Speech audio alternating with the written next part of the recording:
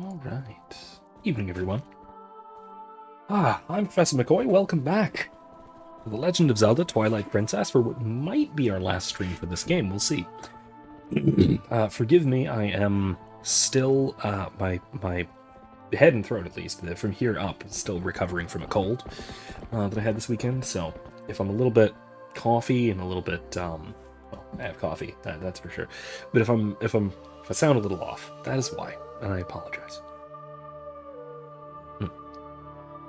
Anyway, before we get to get further into it, I remind you all once again that I always absolutely appreciate any donations that you want to send. It helps a great deal right over there. I'll use this hand over there. Ko-fi.com/Professor McCoy.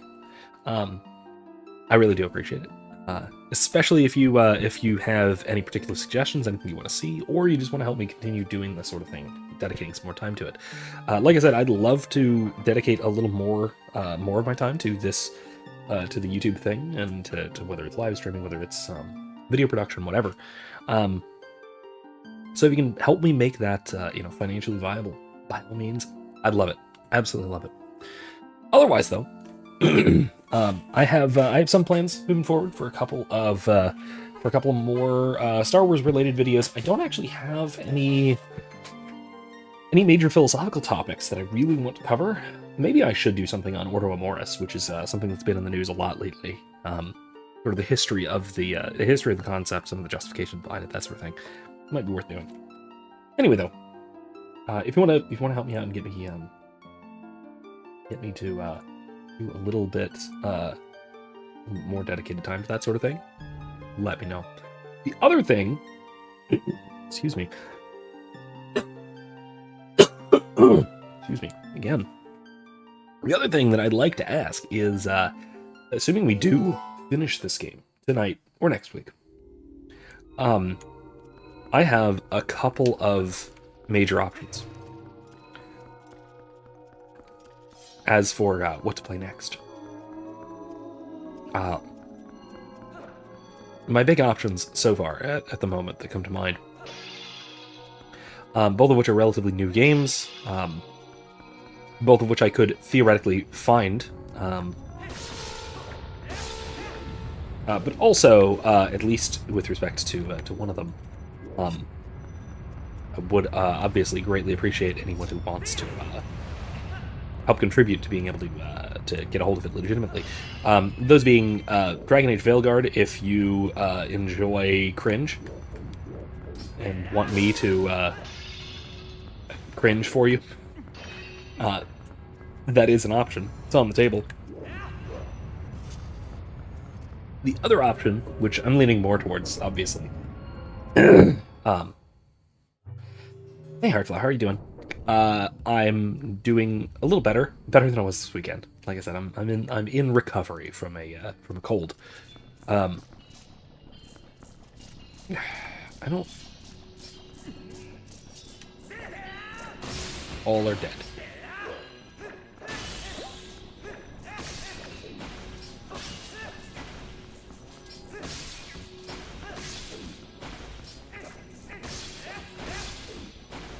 These little bastards just won't stop coming.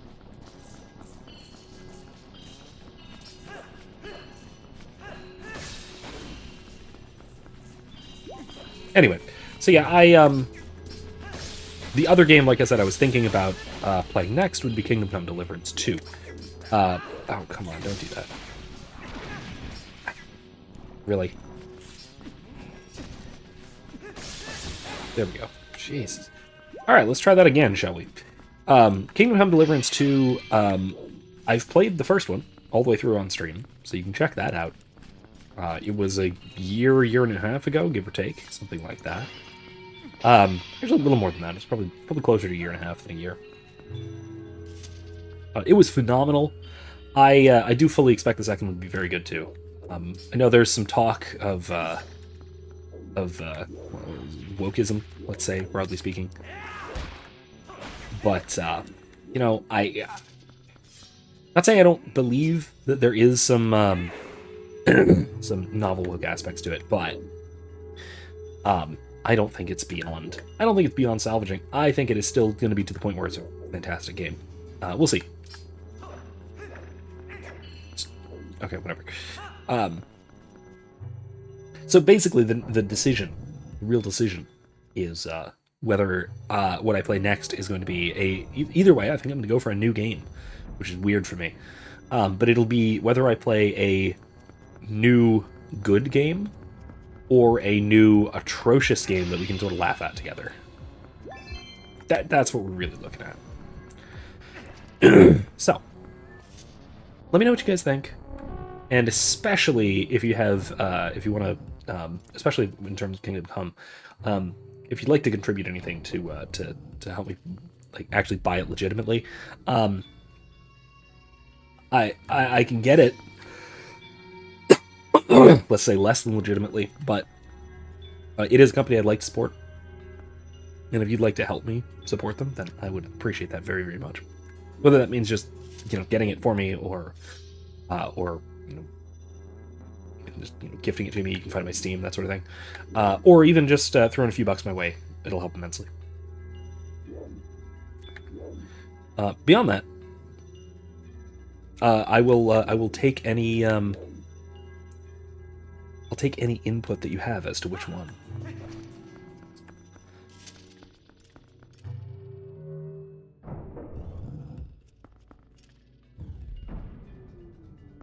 All right. We are to the boss chamber. Pop. All right, let's do this. Let's disperse the last of this little cloudy bits. And I believe this is Zont. We're going to challenge Zont. Perhaps not for the last time. But here we go. Hence the thumbnail, of course.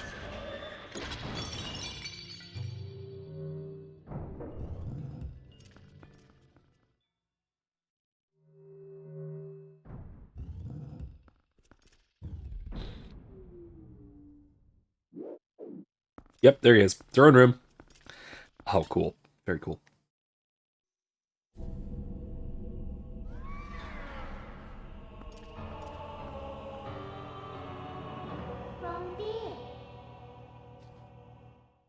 Imsimp, go away. No. I mean, don't leave, but stop that. I'm not going to kiss him unmasked. I don't think Midnight is either. Zont. See, there's his lips. Look at that. Isn't this ironic? Here we are, all thanks to the dark magic curse you placed on Link.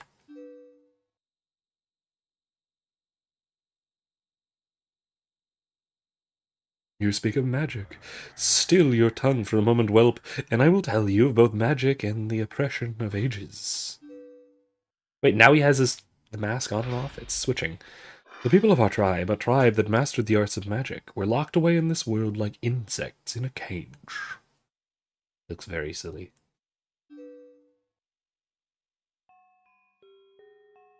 In the shadows we regressed, so much so that we soon knew neither anger nor hatred, nor even the faintest bloom of desire. Overflow says, I don't know why, but as a child, Zont actually scared the living heck out of me. He is unsettling. He's definitely unsettling, is the kind of scary I would attribute to him, for sure. And all of it was the fault of a useless, do-nothing royal family that had resigned itself to this miserable half-existence. He's also highly deranged. I had served and endured in that depraved household for far too long, my impudent princess. Why, you ask? Because I believed that I would be next to rule our people, that is why.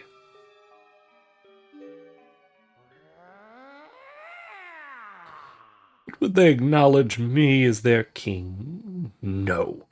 And as such, I was denied the magic powers befitting our ruler.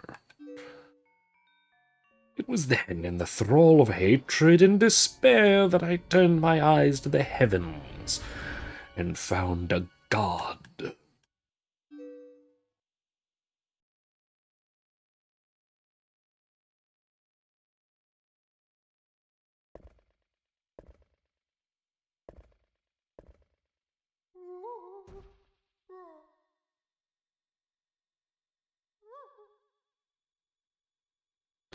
Yeah, he is definitely unhinged.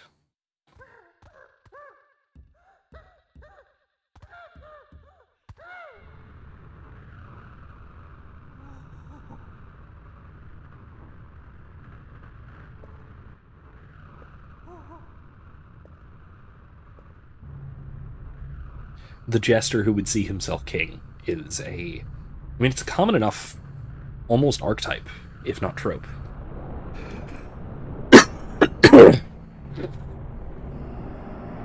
Certainly one who makes a deal with the devil to overthrow the king. That, again, all very archetypal. I shall house my power in you. If there is anything you desire, then I shall desire it too.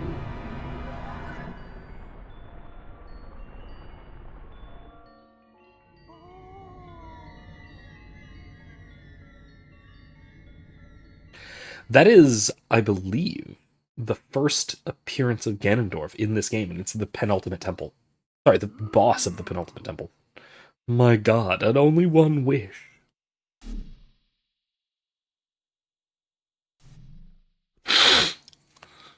To merge shadow and light, and make darkness. If Zontan desires a cheeseburger, will Ganondorf enjoy it too? Ganondorf says he will. Really, that's within the purview of that statement, I would say. What the heck?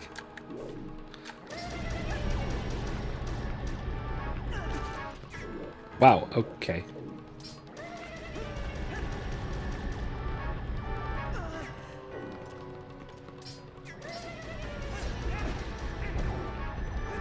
It's not energy tennis. Okay, what is it?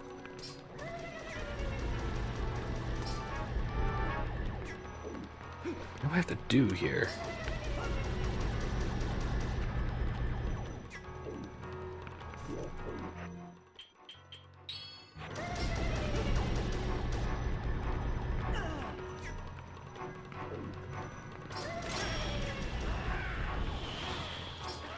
That worked.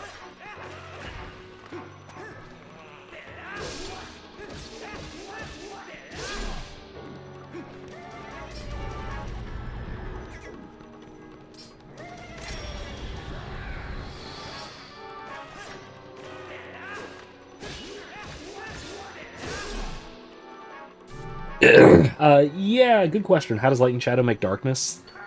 Yeah, I would think maybe it would make twilight? Oop.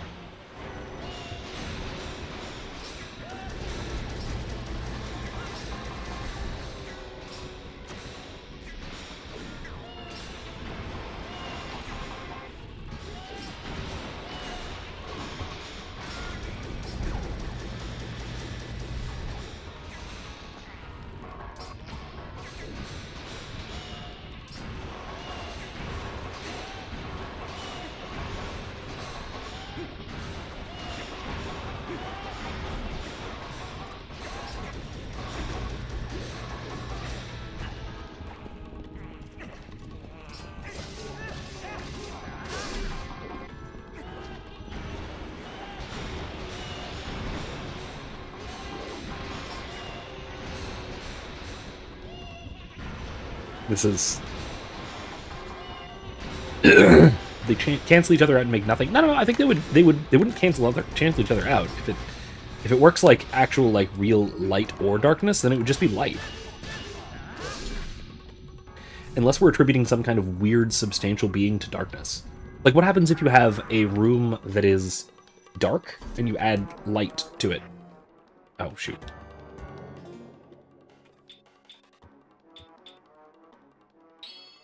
Okay, there we go. Oh, come on. What is this? This is absurd.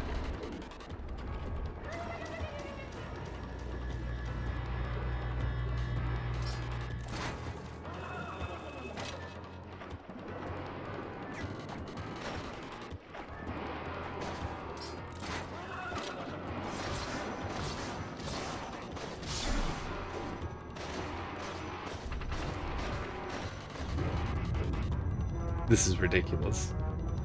Gamsim just finished the second dungeon yesterday instead of tackling the third and we were watching. I mean, nothing's saying you can't multitask while you're streaming. Well, I'm streaming. I multitask while I'm watching live streaming all the time.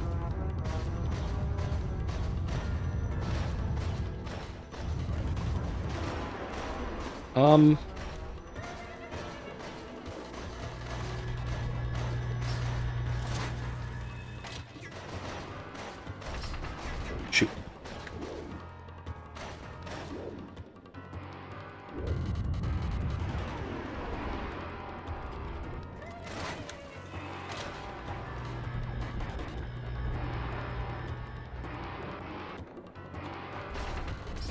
Darn it.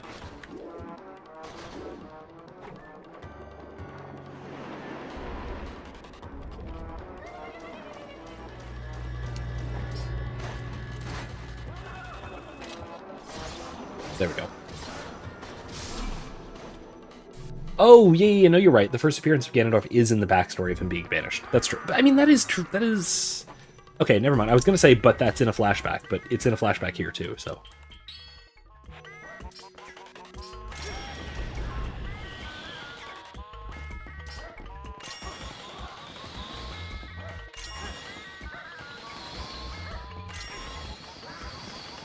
That's right, right?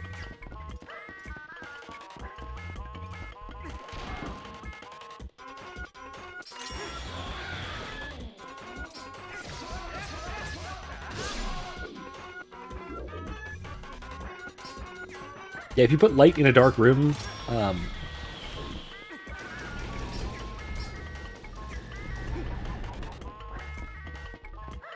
on. I need to focus on this. I can't read the chat, damn it.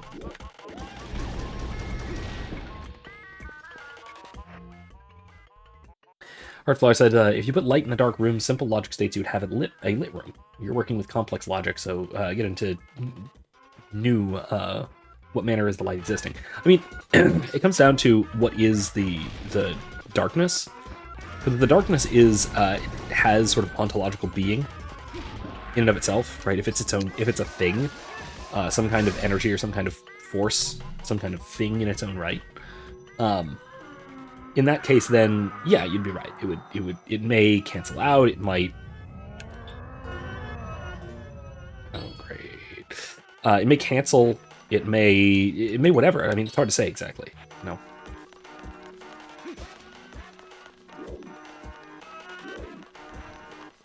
Watch out for his butt.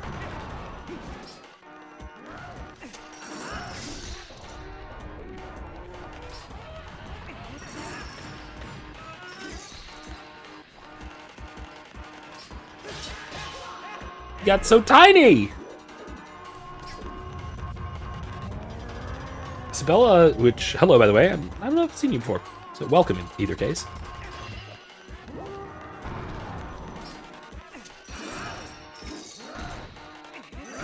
Yeah, that's not great.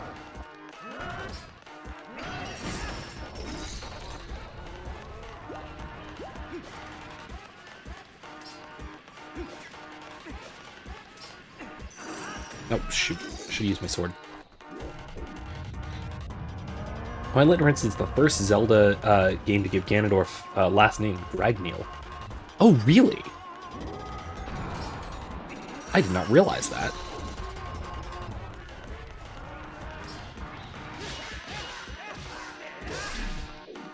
Huh.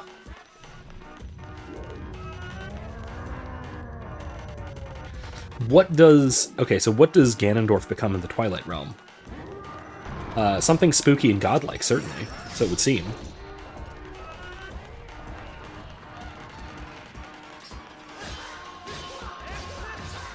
Certainly something awful enough to inspire this this kind of essentially worship in someone like Zaunt.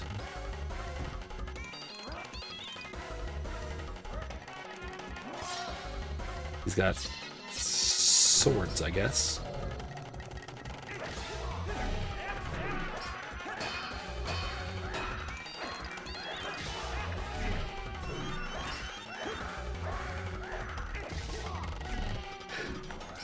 Conveniently, my sword is a bit longer than his. That didn't work at all. I'll take those, though.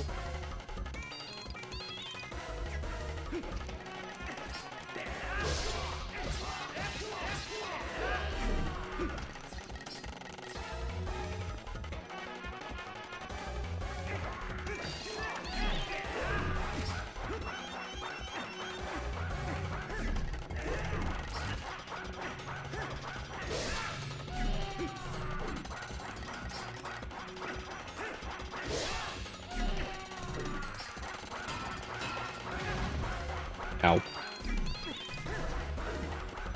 Yeah, the blades are vaguely reminiscent of a sort of twisted version of Ganondorf's. Yeah, you're right. Yeah.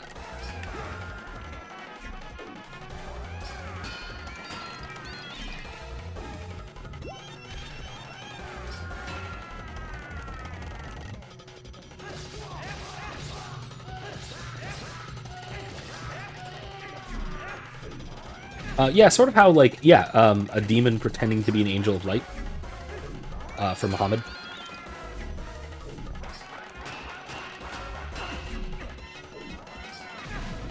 There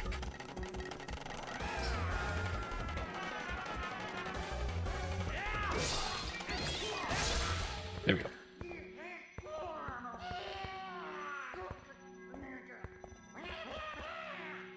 Oh, was his last name in Link to the Past? I don't think it was, but maybe.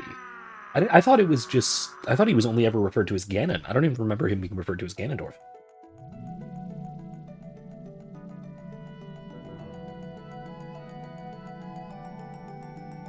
We get the View Shadows back.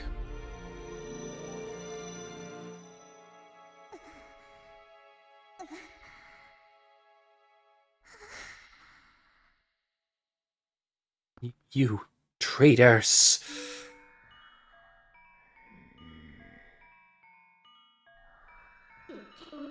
Traitors, huh?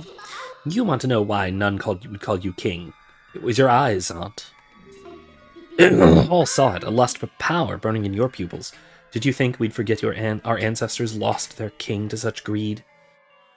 Imsim says, in the beginning of the game, we see Zant invade Hyrule and cloak the world in Twilight. Midna says she prefers it to the Light World. Do you think Midna would have led this invasion in place of him? No, I don't think so. I think that Midna, while she does prefer Twilight to Light, and hell, I do, for that matter, I think that Midna is not so imperialist in her way of thinking. Even in the beginning, when she was not exactly as noble as she has become. Even at the beginning, I don't see her as being particularly imperialist. Imperialism of this sort tends to be the domain of people who are new to absolute rulership, right? Zant was always in the shadow of, pardon the pun, in the shadow of the ruling family, of the royal family of the Twilight Realm, or of the whatever you want to call it. And so when he comes to power, he gets his first taste of it, and so he wants more, and he wants more, and he wants more. Whereas Midna, being a sort of the heir to this ancestral rule,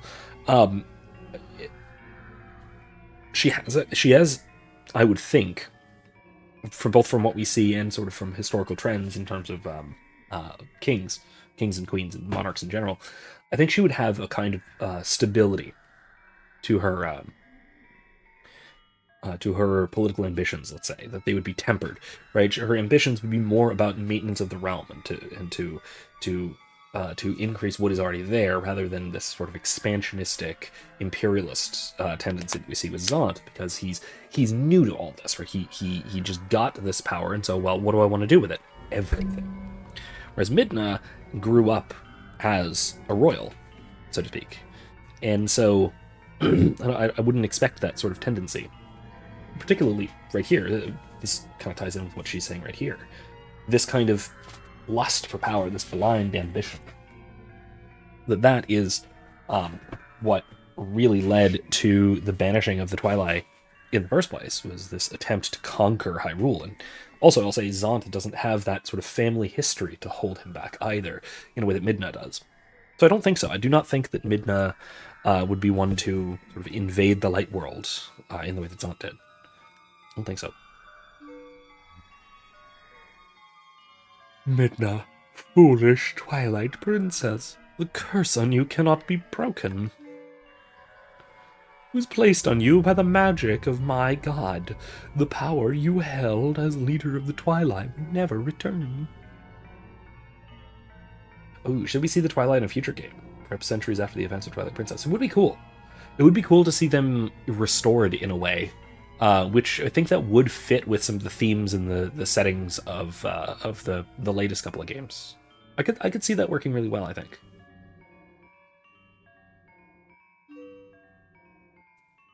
As just another sort of allied race that that they need to, that you as Link, as the hero, need to sort of resolve the problems of. Right? Yeah, I think that would be neat. Harflow says, I think Minta by the end of the game has become isolationist as she destroys the Mirror of Twilight. That is true, right? She's more afraid of what contact between their peoples might entail. She sees the horrors wrought upon, most of all, upon her people, but is in terms of her particular care, but then also upon the light world, obviously. So yeah, I mean, there's understandable reasons for isolationism in the context of all this, for sure.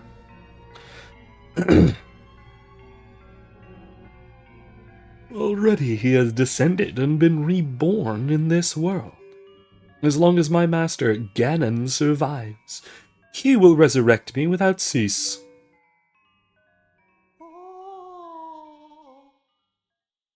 Ugh.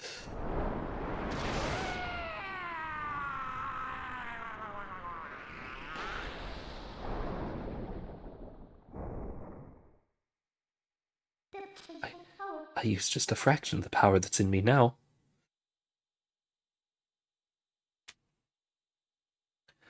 Yeah, that is true. You'd need the Mirror of Twilight. I mean, you can come up with some kind of hand-wavy shenanigans about how it can be remade or magic or something. I don't know. The rules of the cosmos of Legend of Zelda are meant to be bent, if not broken. I did that using only a fraction of my ancestors' magic.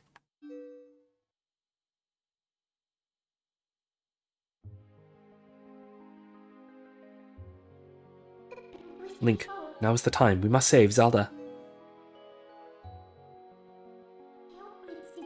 The evil power Zant was wielding, I couldn't take it from him. But at least I still have the magic of my ancestors. With it, I can return the cherished power Zelda bestowed upon me.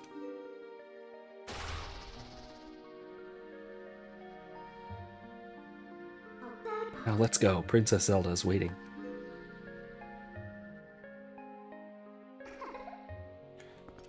Wait. I need this first. Nice.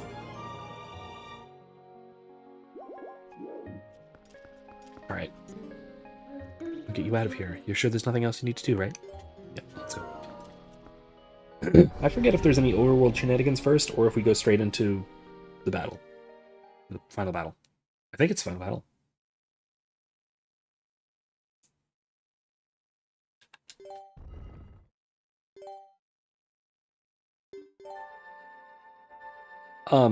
So I know that I've talked a little bit about wanting to play Jedi Survivor on stream with you guys.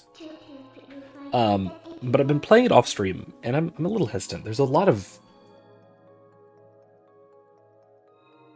oddities and dumbnesses to it.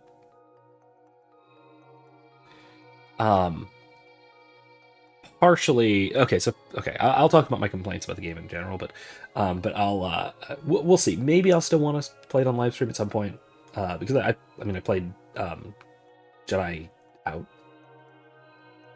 Fallen Order. That's it, on stream before I played it. I played it on my own before I played it on stream too. So maybe I can. We'll see though. Yeah, I might still play it on stream, but I don't know. It's a little. It's not as good as the first one. Combat's still great, but a lot of the world design and the world building and stuff leaves some more to be desired. Anyway, so yeah, Artflower. Other ways of bring back the Mirror of Twilight. They could bring in something to do with the. I forget what the power was that allowed him to do the in the flat world one, the shoot, what was it called? The 3DS one, one where he could go into 2 dimensions. That seems like a variation of that sort of magic could do. Otherwise, just a recreation of the Mirror of Twilight. There's nothing wrong with that. I mean, I think that's entirely possible. Anything to do with the Temple of Time or the Ocarina also could work, because again, the Twilight Realm is tied very tightly with the Sacred Realm from from Ocarina. So yeah, any of those things could work, I think. Imsim says, do you remember the flashback cutscene? When we first see Ganondorf, the sage says, above all, he was blind. He meant blind to his arrogance. My 10-year-old dumbass thought he was physically blind. I really thought Ganondorf was a blind man riding, fighting, and conquering the world. Look, we all probably played some of these games before we were quite old enough to fully understand what was going on. So yeah, that's forgivable. So Ganondorf was just using Zant to help him return to the world of light. I guess now we know the true nature of that barrier over Hyrule Castle. He's in Hyrule Castle, I'm sure of it. Princess Zelda is in grave danger. We must return to the world of light and hurry to the castle. Let's go!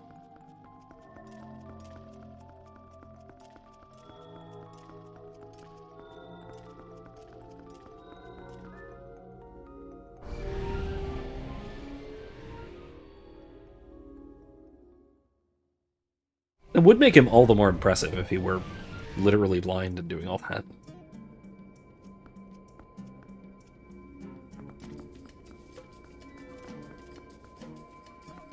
Okay. Yeah, let's just go. Let's do this. Why not? I mean, I'm sure I could come up with more side quests to do, but no, let's just go for it. Let's go for it.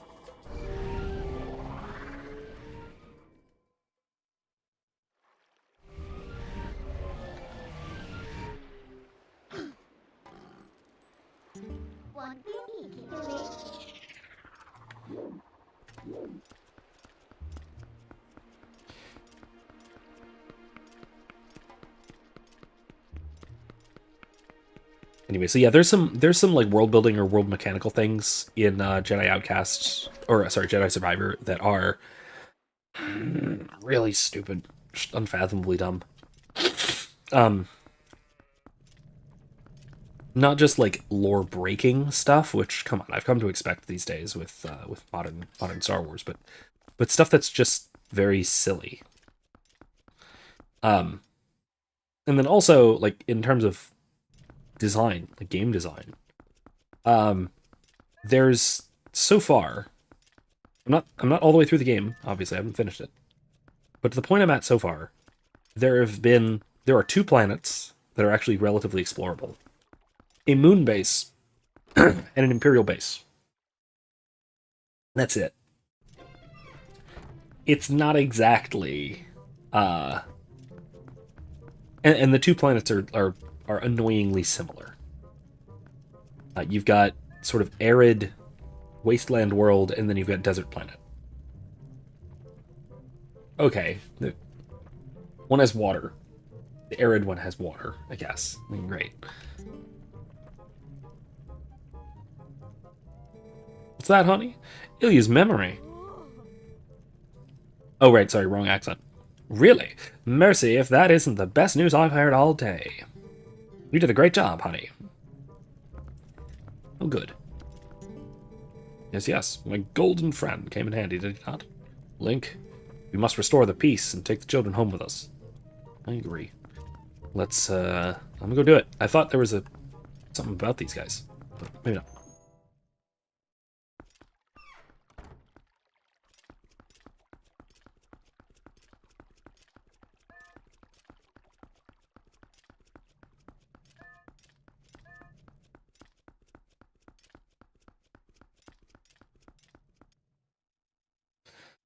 But yeah, so I don't know. Maybe I'll still wind up playing it. There are also just a few very, very silly things, world building wise. Like the Imperial Security Bureau, the ISB plays a large role. In I think more like the latter half of the game. But I really wish that they would calm down with it a little bit. and maybe switch it to the not Imperial Security, Imperial Intelligence, which is the other organization from Old Canon that was always competing with the ISB.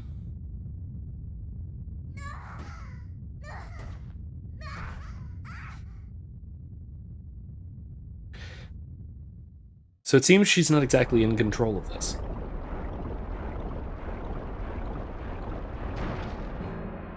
Maybe now she is. I hope now she is.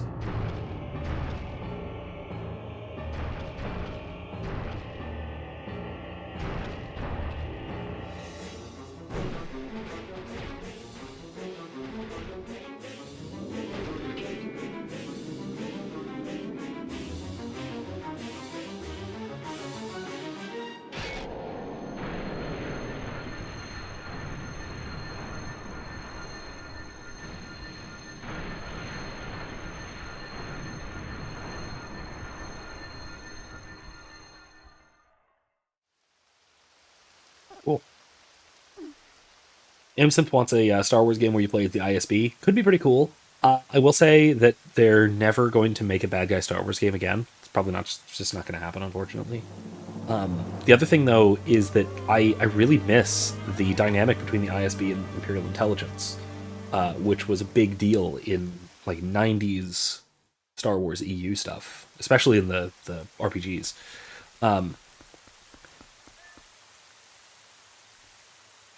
The ISB was always the the fanatical and action-oriented group, whereas Imperial Intelligence was always the information gathering and methodical slow group. And they were always at odds in interesting ways, because technically the ISB is a branch of Compnor, which is a civilian organization. It is a private civilian organization. It's not even part of the Empire proper. Right? Neither is, and I don't think it is in new canon, but who knows? Who understands new canon? No one does.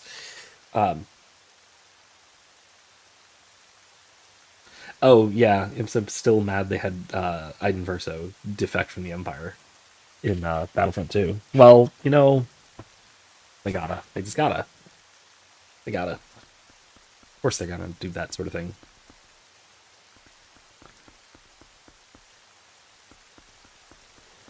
I don't remember which way to go.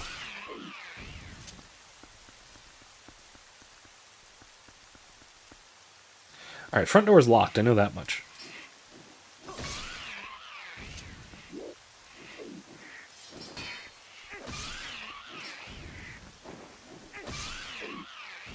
These guys are going down easy, though. That's good. I want to say it's right, but it might be left. I might also just be remembering the Wii version. In which case I am going the wrong way. Interesting.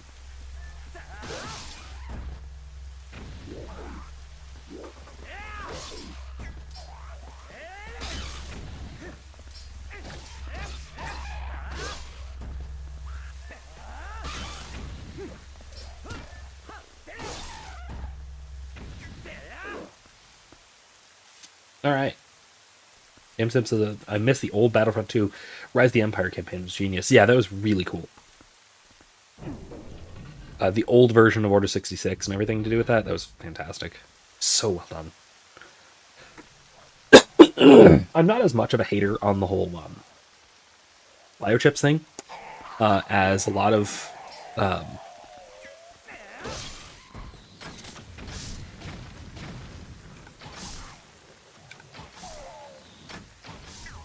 EU purists are, or even just sort of fans of the EU are. I actually kind of like the brain chip thing for the clones. It certainly adds a layer of tragedy that they were used far more so used by the Empire a lot more so, or by the Emperor more so than the Empire per se.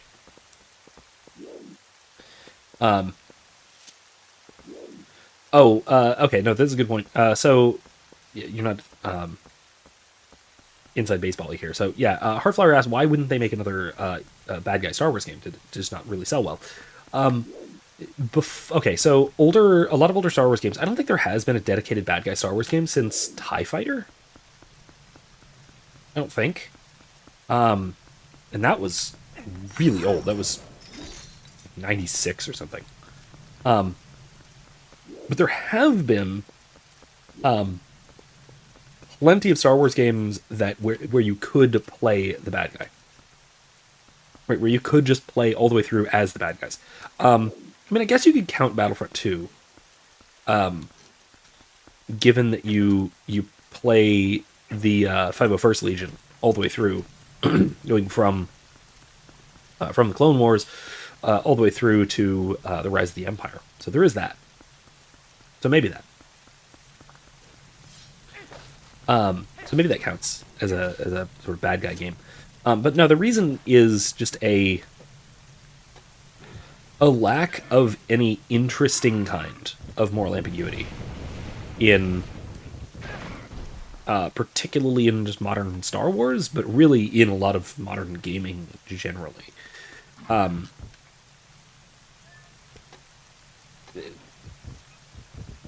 A lot of game design today, and really a lot of sort of writing in general, is afraid to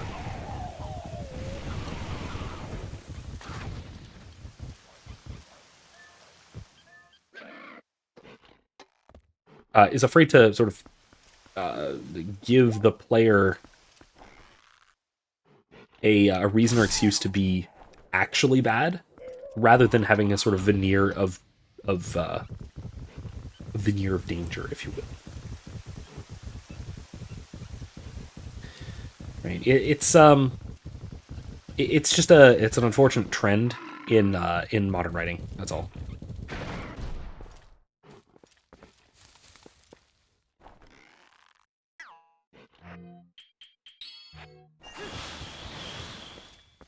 What's this?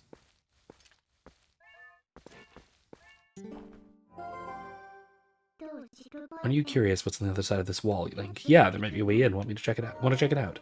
Yeah, I do, but... Oh, it's a puzzle. Okay, it's a puzzle. Okay. Puzzle.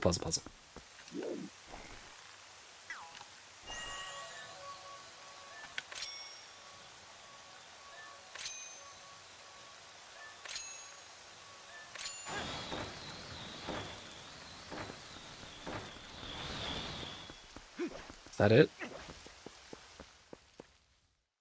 No.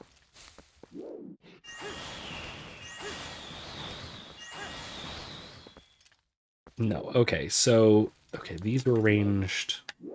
Oh, they are arranged like a Triforce. Okay, cool.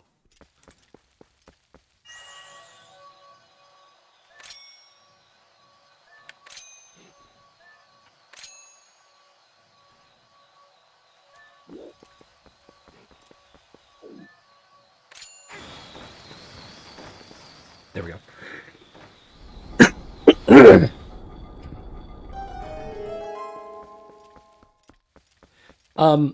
So asking about the 360 title where you could play as a Sith side character, there have been a few. Well, I mean, there was the Force Unleashed where you play as Darth Vader's secret apprentice, right?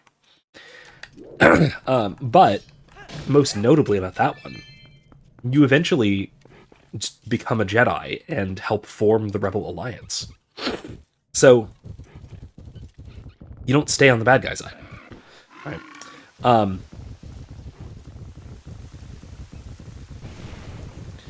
And the same really goes for most Star Wars titles, where even if you start off as a bad guy, you don't stay one, right? There were a few where you could choose to be, you could choose a dark side playthrough, like Knights of the Old Republic, for example, both of those, but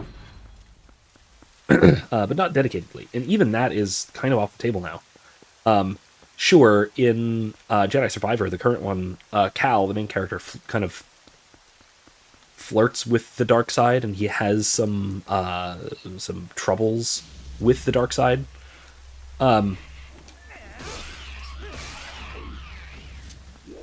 but it's not like you can actually finish the game as a Sith or anything like that, or even as an Inquisitor or whatever.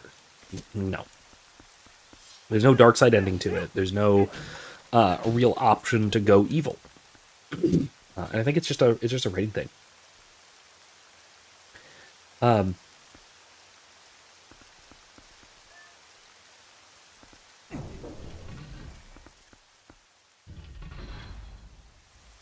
Oh, okay. So in the okay, I didn't know that. So Imsim says in the okay, I really enjoyed the Battlefront 2 novel. Set before the events of the game, Iden Verso infiltrates the remnants of Saw Gerrera's partisans, actually runs into Lux Bonteri. I deduced it was him. I was pleased when the book confirmed it was him. She's tempted to join the rebels then, but doesn't, and stands tall as an Imperial. The game is a slap in the face to the choices she made in that book. Yeah, yeah. I mean, they can't have. Well, first of all, I can't do anything glorifying the Empire because I don't want it to be. They want it to look as bad as possible. But then even just beyond that, it's like I was saying. They're afraid of realistically they're afraid of player choice in a lot of modern writing.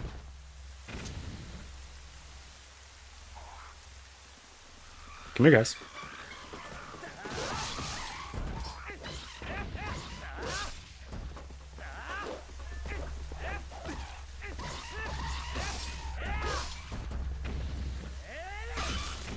There we go.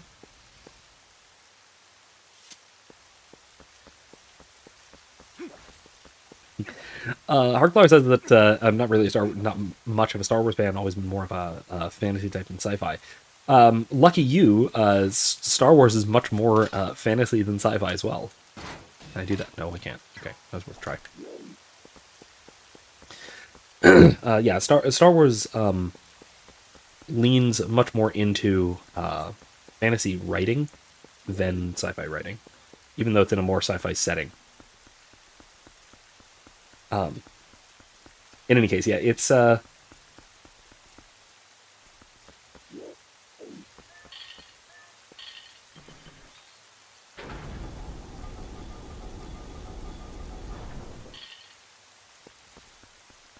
Where was I going with this?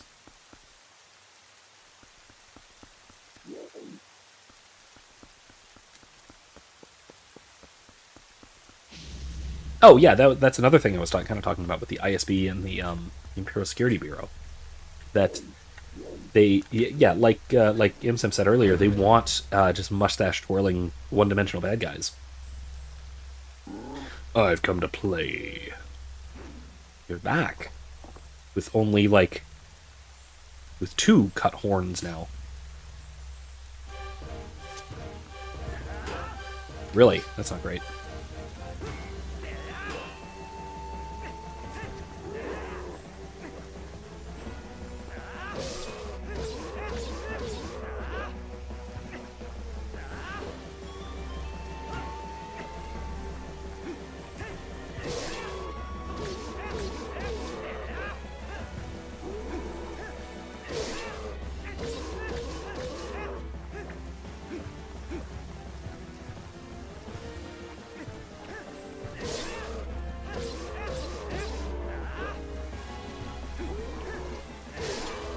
Wow, this.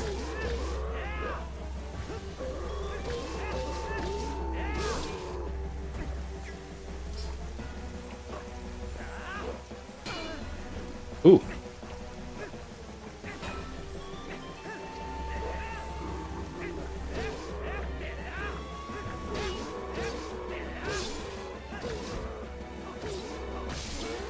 All right, that made that quite easy.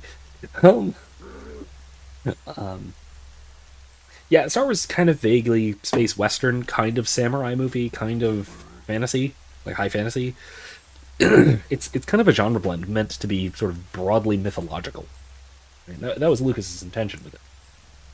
I think it does well, particularly the original trilogy, and then a lot of the expanded universe. Although the expanded universe does wander a little bit more into other distinct genres, like going more into proper science fiction in a few cases, and a little bit more into just directly into fantasy in a few other places. Courtship of Princess Leia is a good example. I have a video on it. In fact, I'll put it in the description. In fact,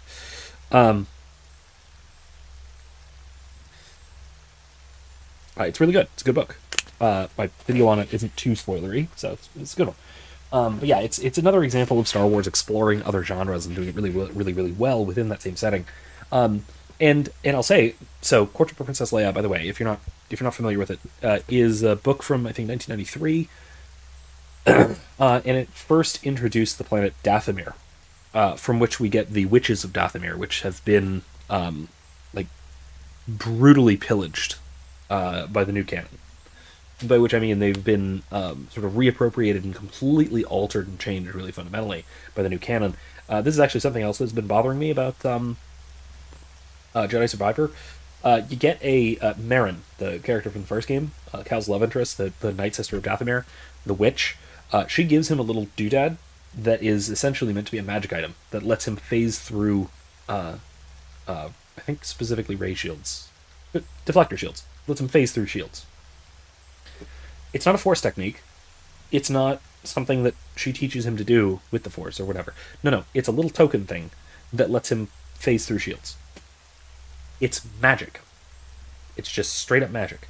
And more, they're making the Dathomiri Night Sisters, because there are no witches that aren't Night Sisters anymore, into just magic. It's a separate magic system. It's like if they had done in an Avatar: The Last Airbender spin-off series, and they had just made some people who are just capable of casting spells that have nothing to do with bending, nothing. It's just they can do magic. And it's like, what? Why would you? Why? What is this? It's a completely separate magic system to the Force, at least in new canon. In the old canon, the witches of Dathomir were again. My video goes into this. But they were an isolated tribe of mostly humans that crash landed on this desolate planet. Not desolate, but this wilderness planet. And many of them were Force sensitive, so they could use the Force. But all of their adults died off shortly after the crash. And so they taught their children both how to survive and how to use the Force. But they used mnemonic devices and used sort of mythologizing to get the kids to understand it better. And so the kids learn to use the Force by casting spells. And so they associate certain uses of the Force with certain verbal somatic components, right? So when they want to lift something, they chant something and they raise their hand, or they do something like that, right? And so when they meet Luke Skywalker, they're shocked to see that he's capable of using what they think of as magic, i.e. the Force, just without incantation, without gesturing. It's basically just a niche application of the Force. That's all it is.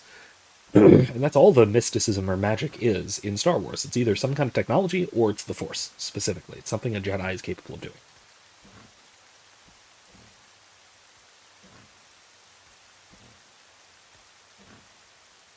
Yeah, anyway, I think it's horrible what they've done to Dathomir, because Dave Filoni saw Force witches and just thought, oh, that's cool, I want to put them in my show.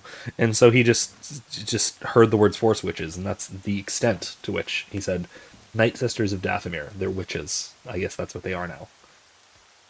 Bubble, bubble, toil and trouble. We're going to give them cauldrons and voodoo dolls and reanimating zombies and all kinds of nonsense. Okay, sure, whatever. This is why I can't take Disney Star Wars seriously. Anyway, yeah.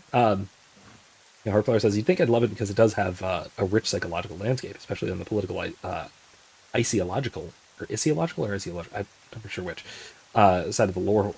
Yeah, no, you're right. Yeah, absolutely. I would recommend checking out,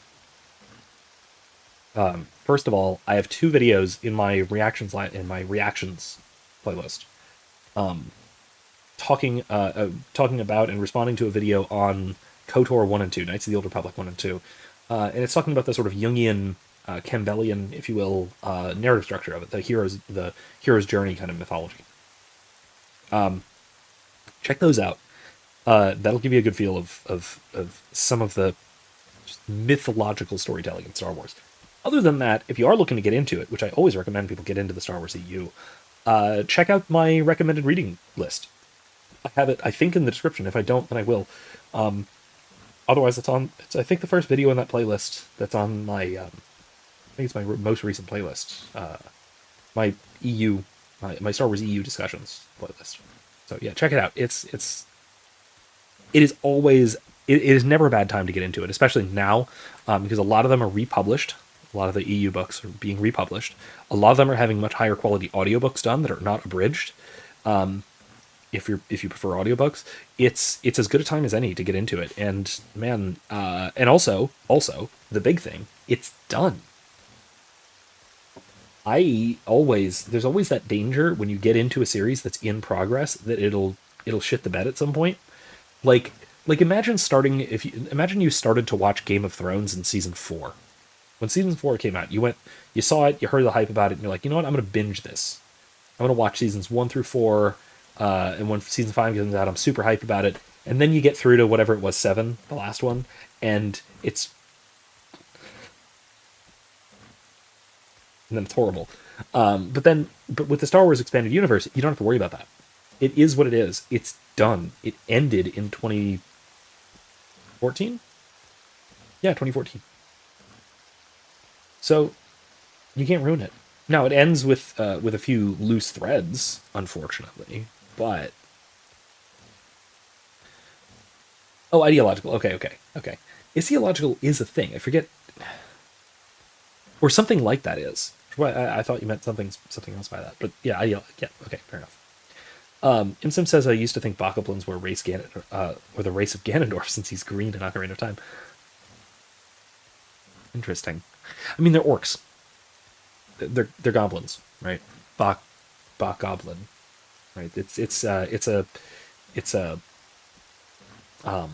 Japanese portmanteau of goblin, which retain the more pigman-like characteristics of earlier European fantasy goblins.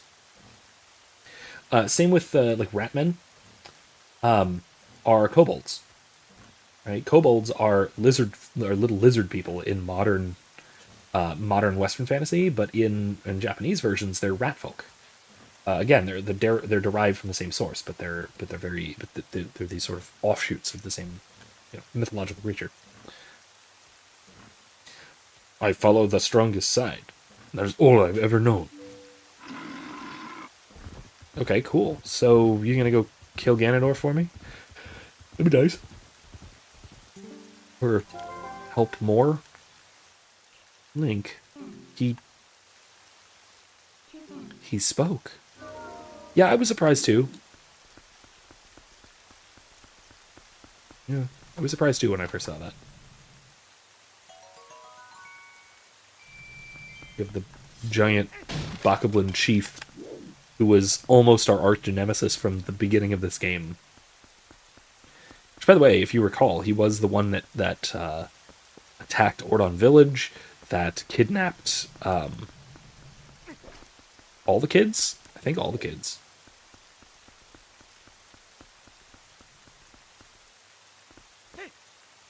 Here we go. Oh, that's all. Okay. Thought it was going to be something cooler.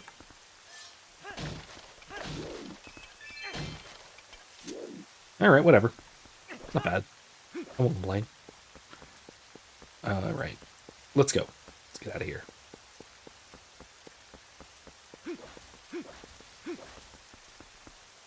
But I like that. That's a good resolution to that sort of rivalry conflict thing.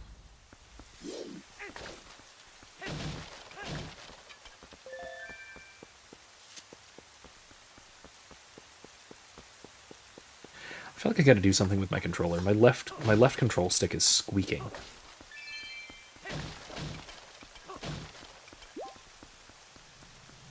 I'm sure my mic is not picking it up. I don't think it is, but...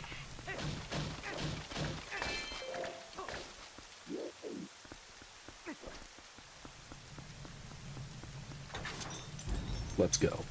Into the castle. Oh. Look at that. That is gorgeous.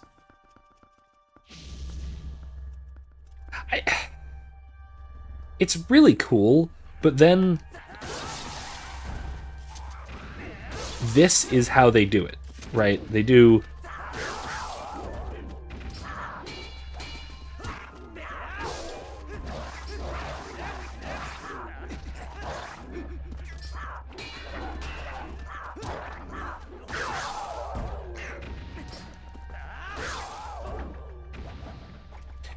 they do the whole little, like, magically blocking people off instead of having actual rooms that present interesting threats to them. God, that is gorgeous. Okay, now how do I get up there? Yeah, oh, that's right, he did take Ilya first. Or maybe wasn't it? Was it that he charged Ilya? No, that was in Kakariko. That was in Kakariko. No, he took Ilya. He didn't actually take the others. The others got to Kakariko. And then when he attacked Kakariko, that's when Colin shoved the younger girl out of the way. And Colin gets hit by him. And then you go and fight him on the bridge, which was very cool.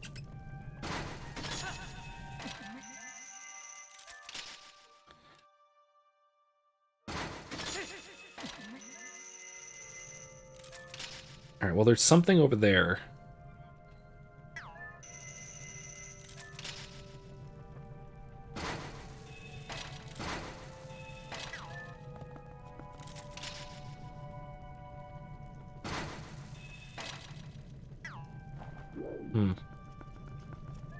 It wants me to go there.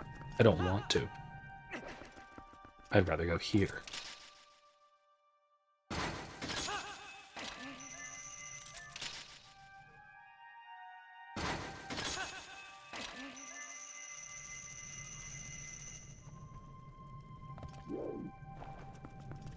Can I... Okay.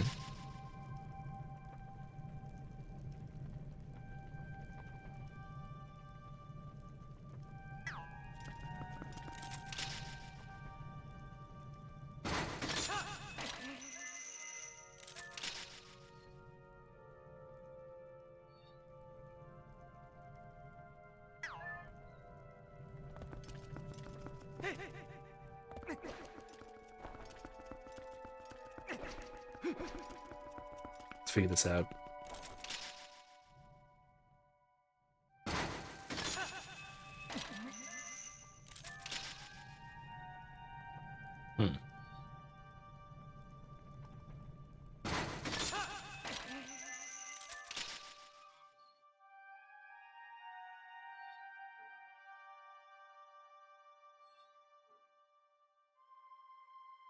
No.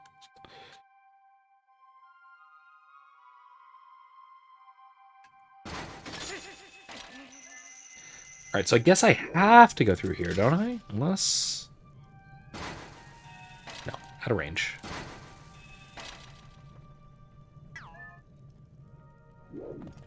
Alright. We'll come back, I guess.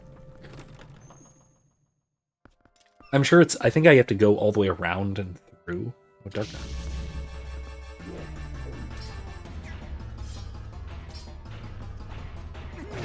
Ow. Did that wrong.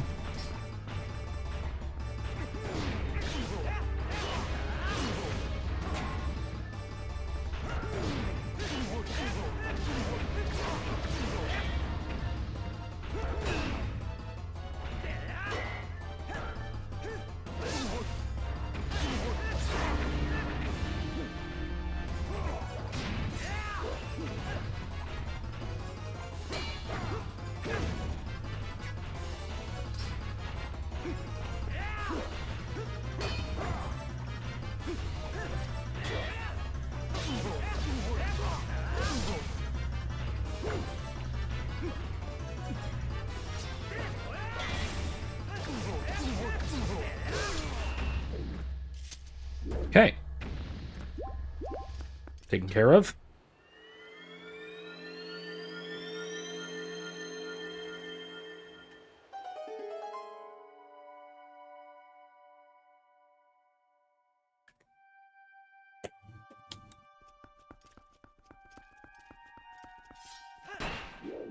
Oh, wait.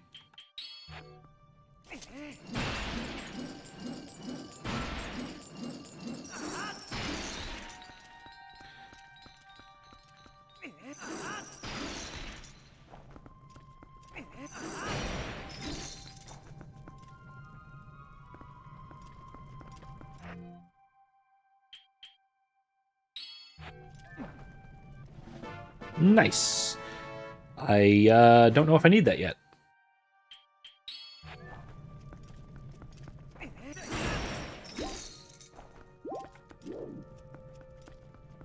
Oh yeah, I do. Right over there.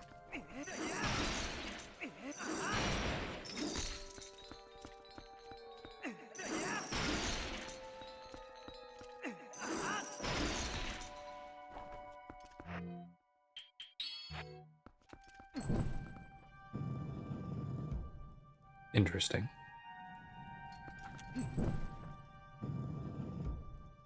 Ah. Cool.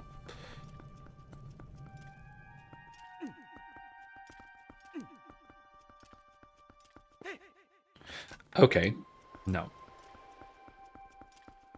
Do I have to smash all of the... completely? Ah.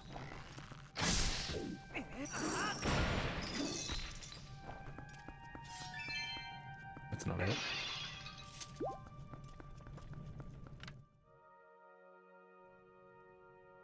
Hmm. Do I have to put that one out?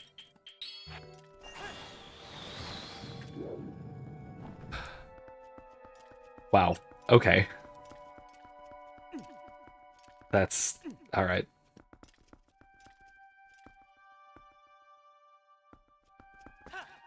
Oh, okay.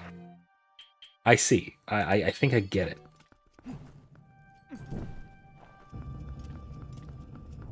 I go... here.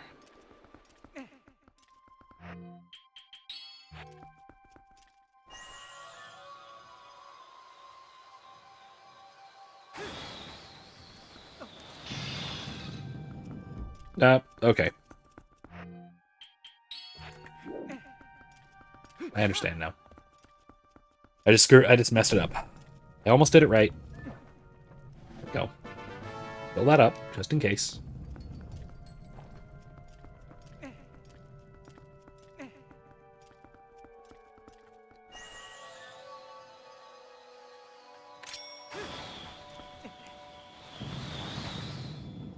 There we go.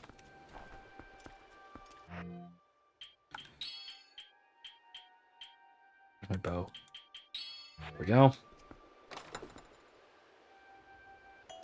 Oh, it's rupees. Okay. Well, I also need to progress, so...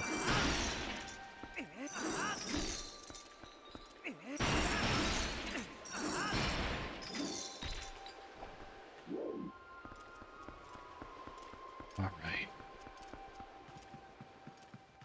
Let's move along.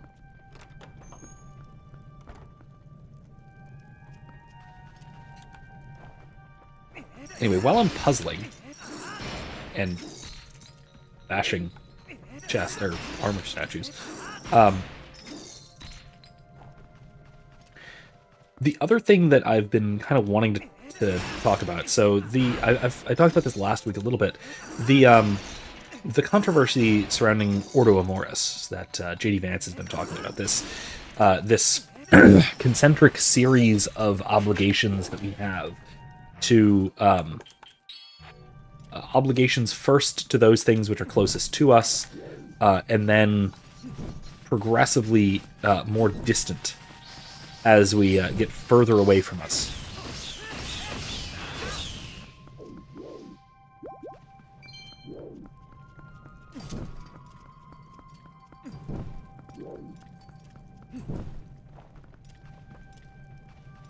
Oh.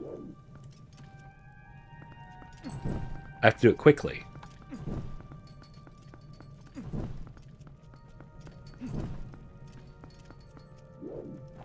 What happened? What?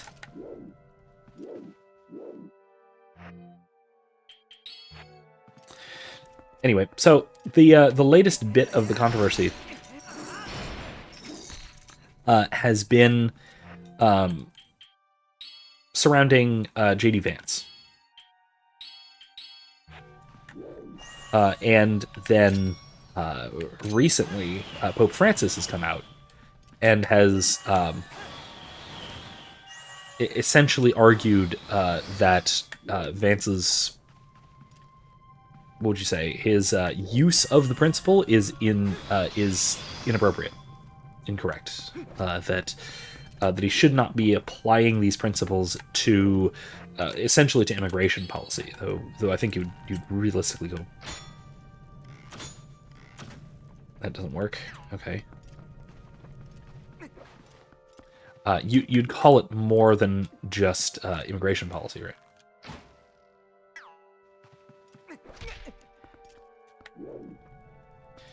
Arrow.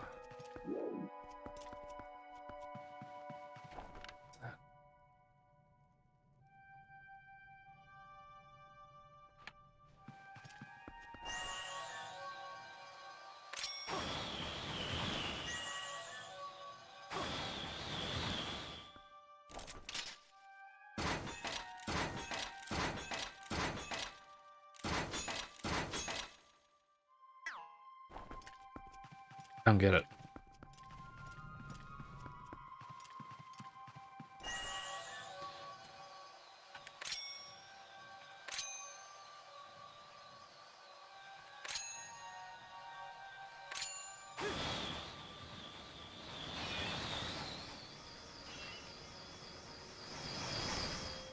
No.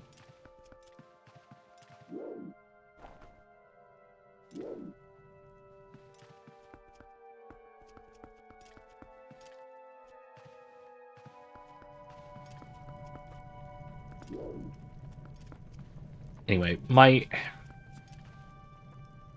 issue with this is that, first of all, it seems like Pope Francis is, in his statement, it seems like he's almost denying the significance of the doctrine of Ordo Amoris, this idea that our obligations of love ought to be prioritized based on our social proximity, let's say, right?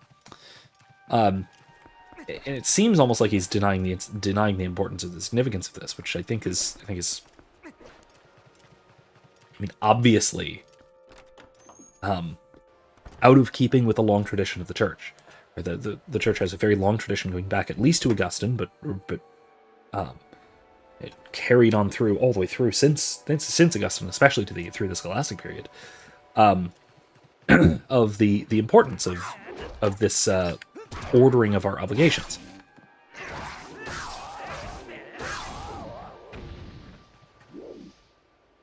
But then also, I cannot help but point out that the USCCB, that is the U.S. Conference of Catholic Bishops, could be acting very directly about this matter, but they don't. Right? About immigration, about sanctuary for migrants, and I say sanctuary very, very pointedly because I think that they could absolutely be making use of the ancient practice of sanctuary.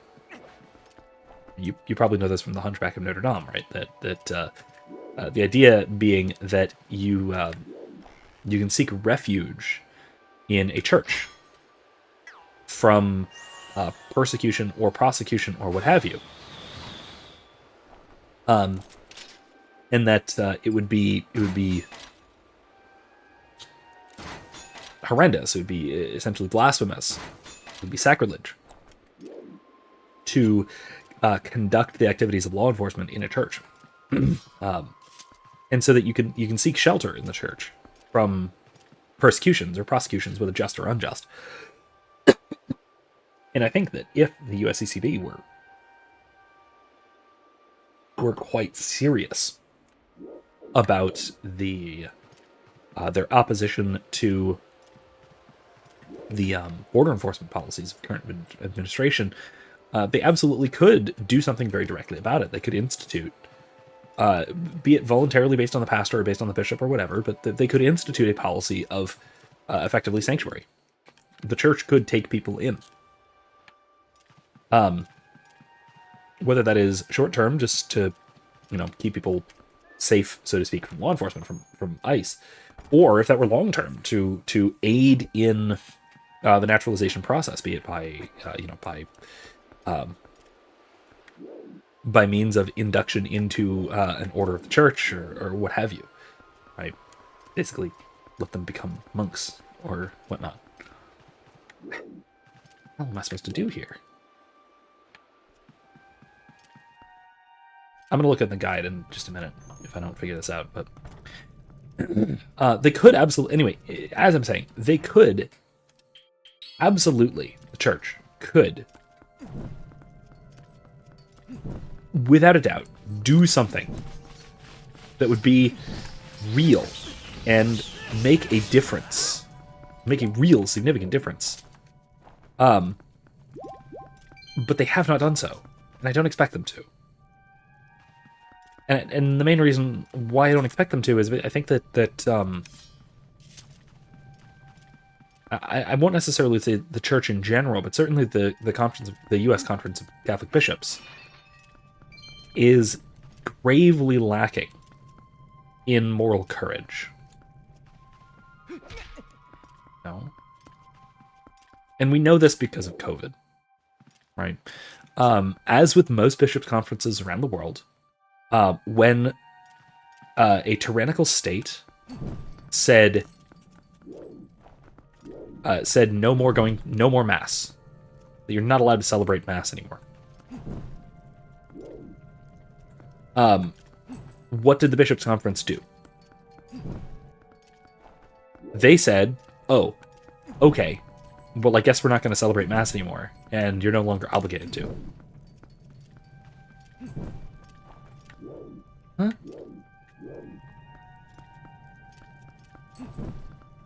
And then this one? Is that what it's trying to tell me?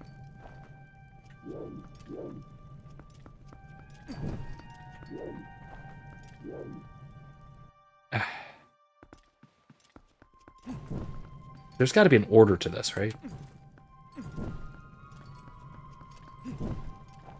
No. I don't get it. That one's lit. No one out. Lit.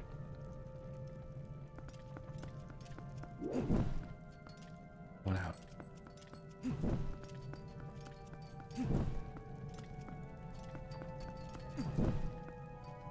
Staying lit. What's going out?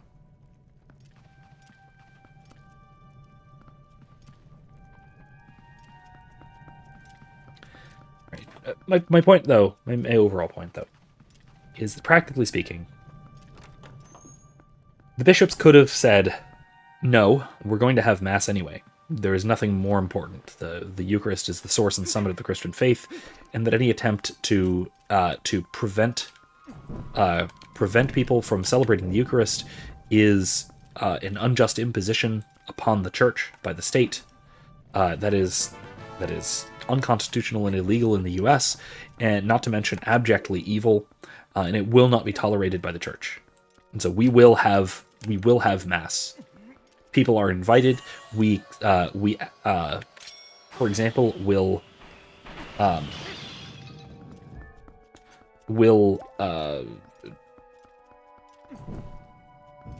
waive. What's the term? Will give exceptions to the obligation, to the Sunday obligation on a case-by-case basis, depending on if you are sick or vulnerable or whatever. But it will not be a blanket case of no one is either required to or even permitted to go to Mass anymore. Absolutely, the Church could have stood up to this and done the right thing.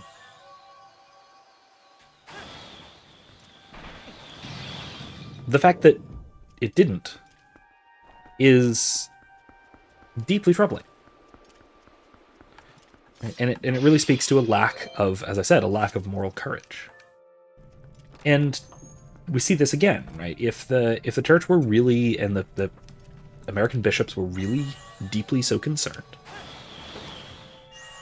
about the plight of migrants under the current administration, they could absolutely do something concrete about it. But you don't see that. What you see is whining, essentially, is complaining. Activism, if you want to call it something significant. I don't want to call it something significant. I want to call it whining, because it's whining.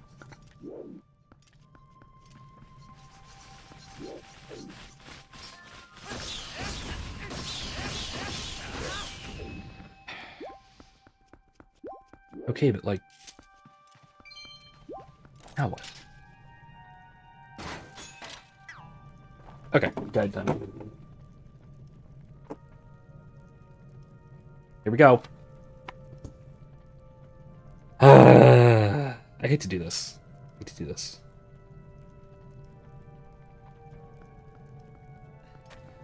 Okay, here we go. Rooms 14 and 16. Oh.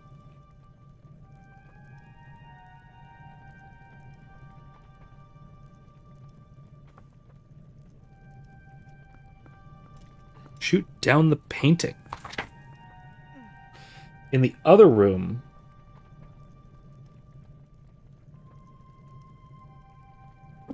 Okay, it says to go to the other room first, which I will. Why not? The other room is allegedly less important. So let's try that first, shall we? So to take the... what is, in this version, the West Path.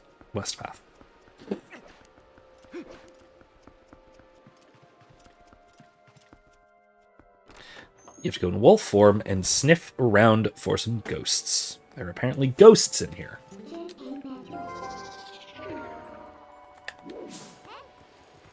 Ah. Interesting.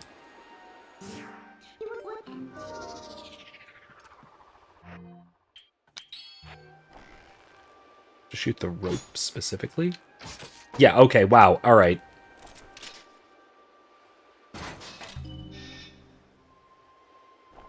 That simple, huh?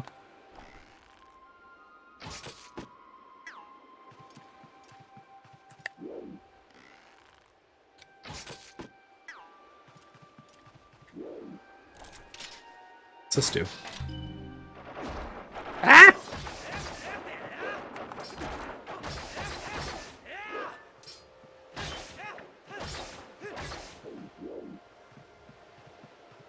Maybe I shouldn't have done that.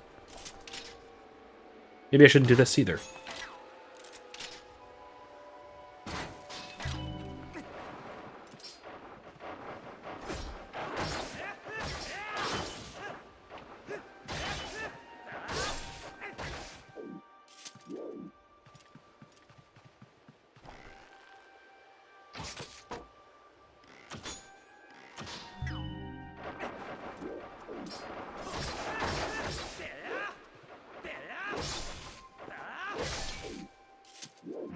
Well, I have stuff in all of my bottles. We're good.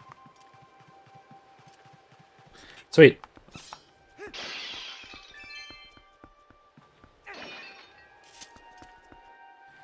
Moving on.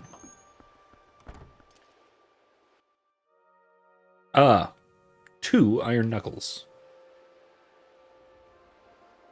With maces. Flanged maces. They're really big. Oof. That did a lot.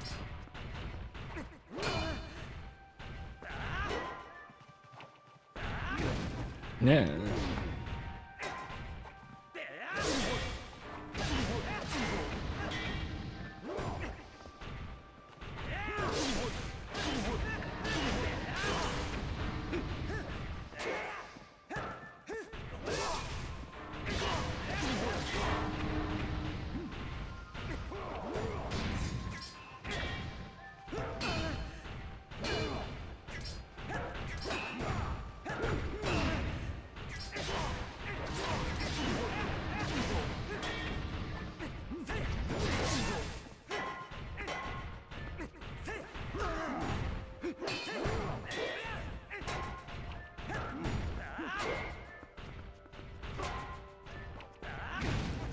Yeah.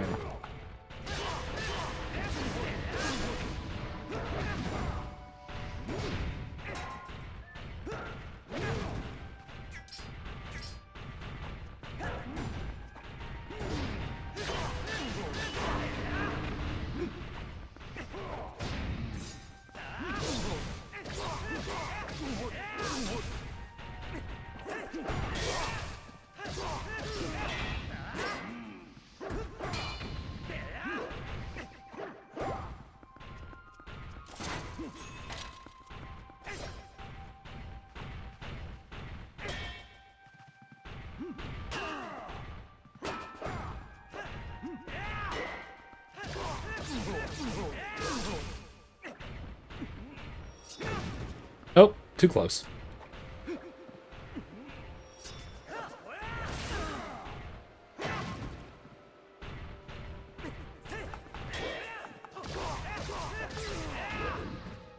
Here we go. Excellent.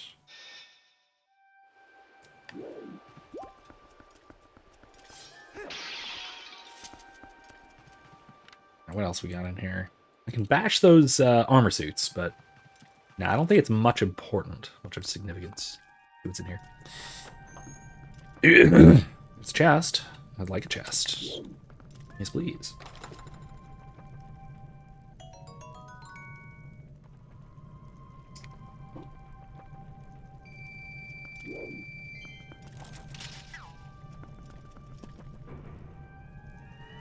Ah, there we go. Anyway, yeah, I think that it's in general just another case that of the church absolutely, resolutely refusing to stand up to an unjust state, the actions of an unjust state. Even if they will say out loud with words that the state is unjust and this is very bad and this should not be done in the way that it's being done, and oh no, we must oppose this with all our hearts, our minds, and our souls, right? All that. Yada, yada, yada. Realistically... What? Interesting. Is that a shortcut? That's a shortcut. Thank you for the shortcut. That's not helpful at the moment. Thank you, though.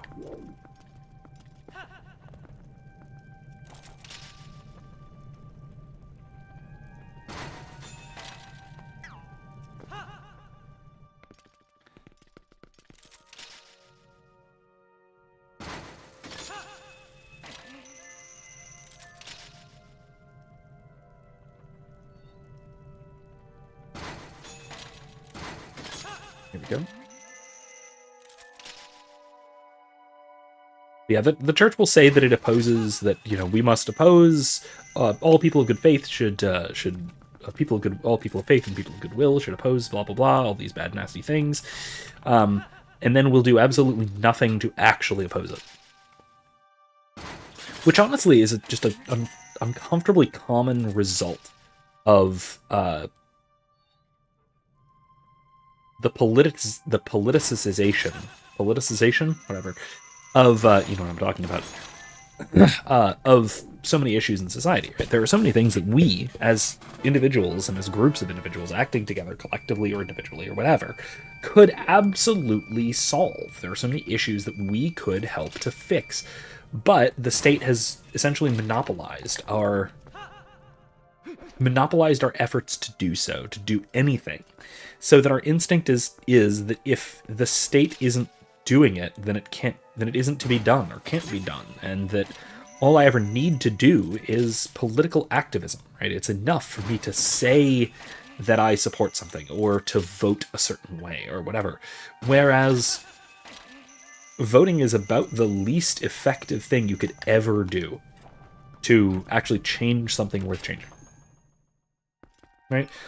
Really, you, sure, you can... Who said it? Who said this? Shit in one hand and vote in another and see which one fills up first. Right? It's not like voting is on its own all that effective. It's not like it does much on its own. First of all, you have to win. If you don't, if your candidate doesn't win, then your vote did literally nothing. And even if your candidate did win, there's absolutely no guarantee that that will actually do anything. Anyway. So, yeah, I don't know. There's...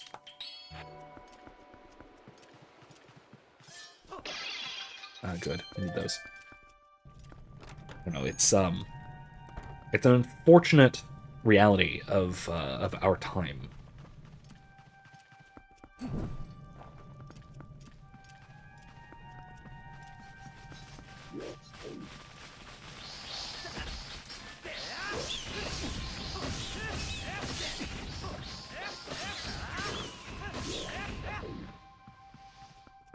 Needed that.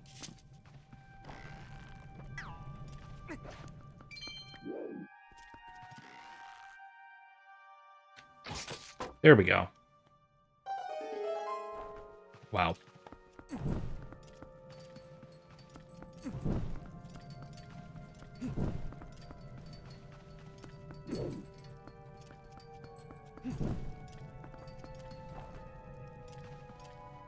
Hmm? Did I go backwards? Must have gone backwards.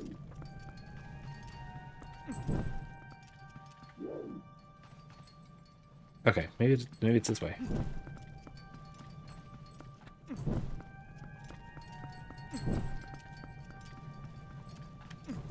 There we go. Okay, cool. Yeah, that's right. I knew it had something to do with those very conspicuous paintings on the walls. With their big nails. Just seems so out of place otherwise. Anyway, I was right. I was just forgot how to do it. Alright, onward.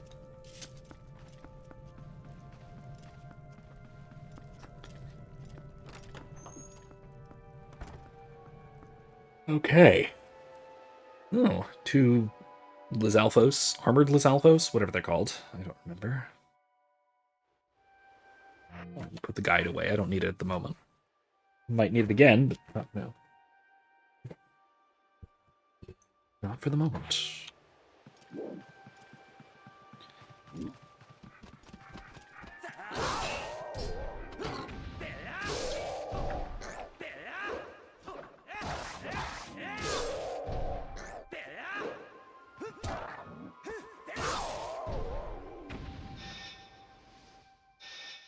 All right, easy enough. All right, I already went through that way.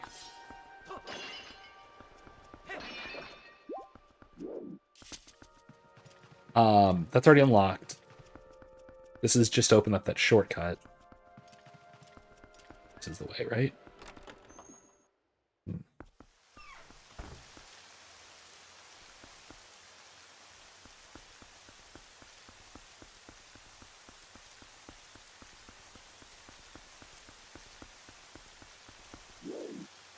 Okay, locked.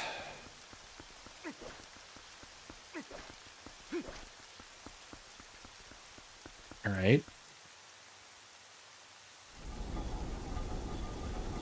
Cannot be that easy. It's not that easy.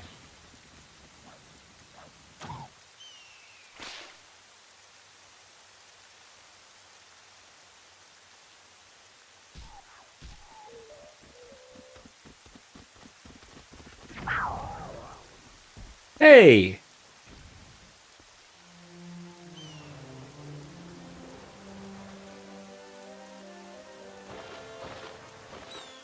It's our buddies. Oh, I love this. See, this part, I actually really like this, that the friends you make along the way are actually helpful. That's wonderful. I love that.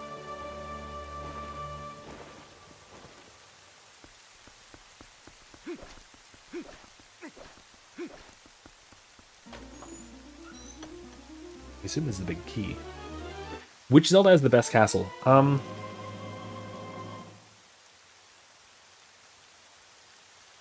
In terms of just, like, aesthetics, this one, by far.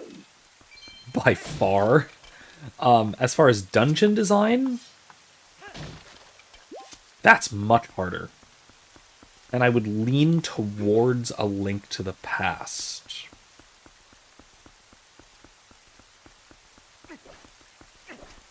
At least of the ones that I'm thinking of in the moment.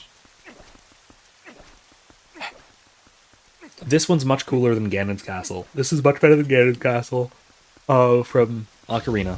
Oh, great. Okay. Oh, you guys. All right.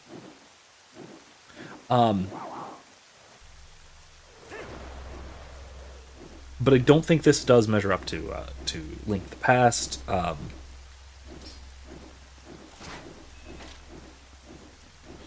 don't know. It's certainly better than Wind Waker as well. This one's in contention. This is a real contender.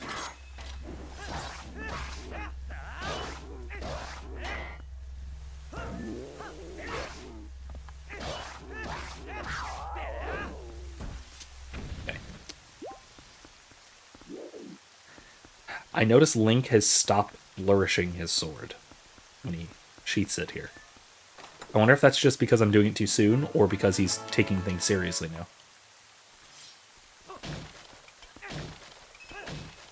Yeah, I don't know. This one is certainly in contention for the best, even in terms of dungeon layout, like in terms of like level design kind of thing. But I don't know. I don't know. It is. It's I don't know. What do you guys think? I think this is up there.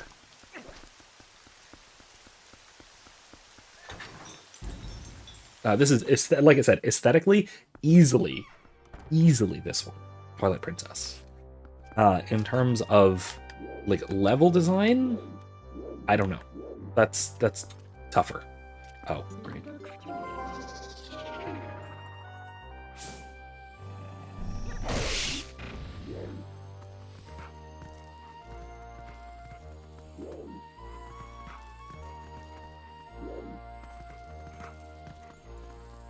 What happens if I go the wrong way?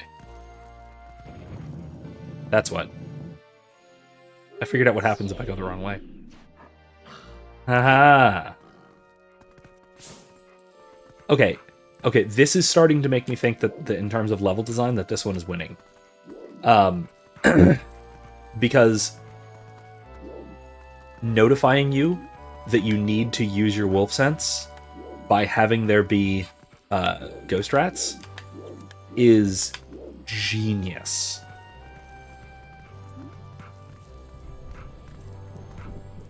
Oh, come on.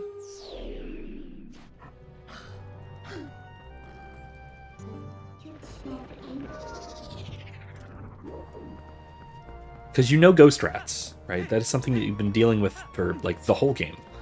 And so the fact that there's suddenly ghost rats means, okay, wait, I need to transform into the wolf, right? And I use my sense. Oop, not that.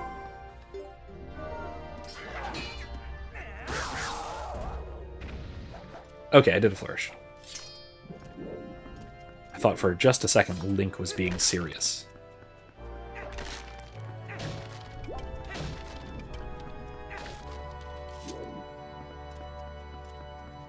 Even here, though, we still have the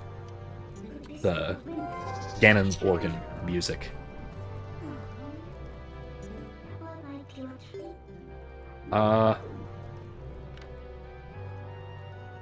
Interesting, okay.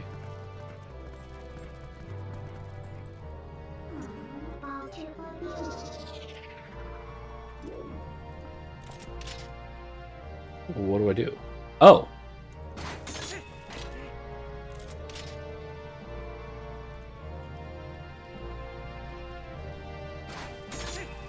That's what. Although I will say, in terms of aesthetics, having bottomless pits in your stairwells, not great castle design. Ah!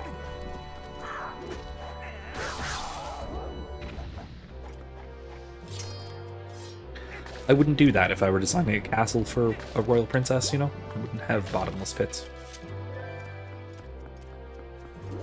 Anyway, though, I'm mostly joking, but...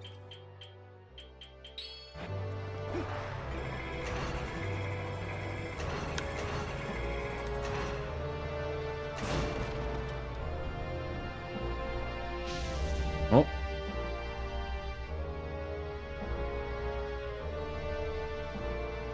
Is it Dark Nut or Iron Knuckle in this game? I forget.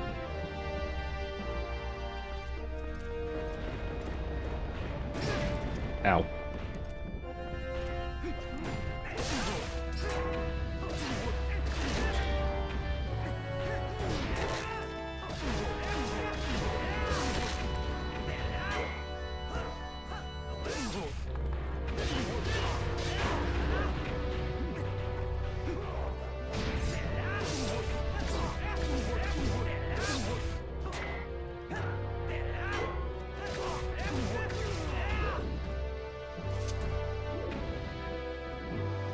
Oh, if you shoot bombs at his feet, it blows off his armor. I didn't quite realize that. I mean, I should have realized that, but I didn't. Well, that's where I actually need to go, but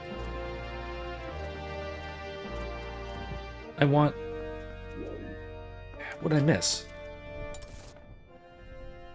Oh, come on, look at all that. Look at those chests! That's rude. No. Oh. Oh.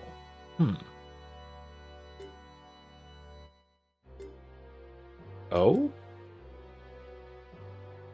I'll get there.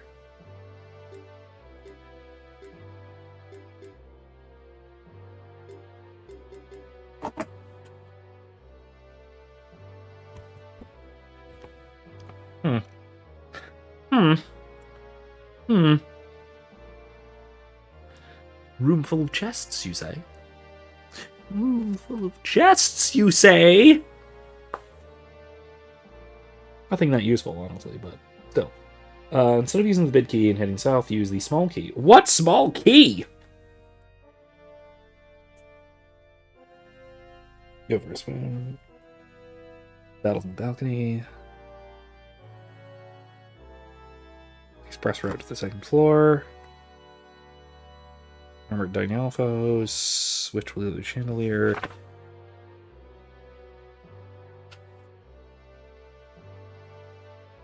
I missed a key outside.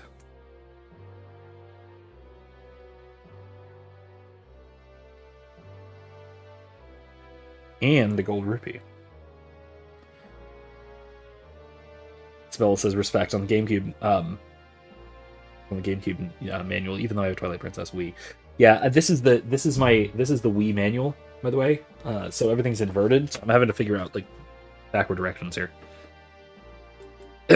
Yeah, so okay, hold on. Let me see here. Ambush, no, that's there. I'm looking at 6 and 7.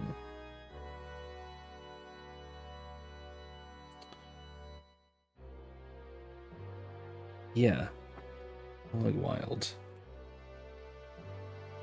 For the watchtowers. Spin. Grave. Change into wolf form and dig them. Wow. Okay. Well. Let's do this, shall we?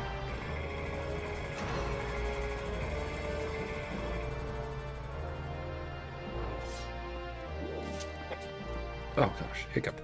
Excuse me. What?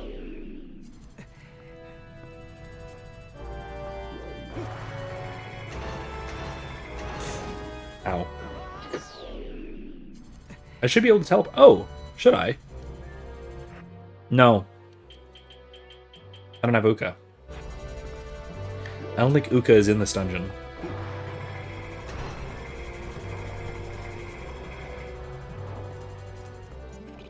And no, Midna won't warp me either.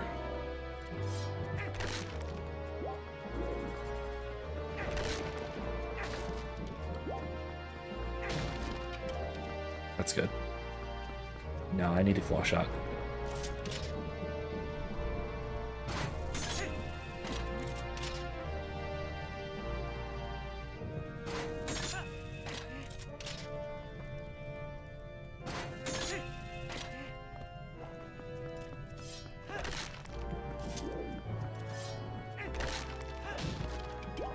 go. Now these, I can just jump.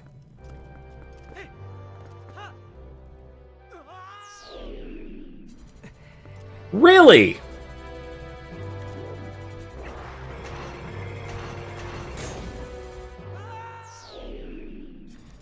Okay.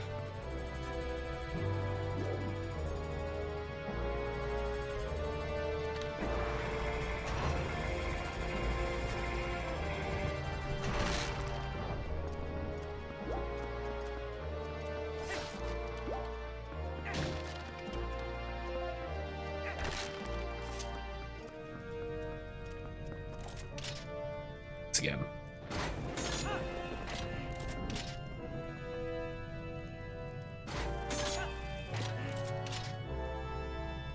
I just got done saying, isn't it nice that all of my friends are here to help? And then Uka isn't here this time. The one friend who would help in a non-scripted way. Is this just impossible?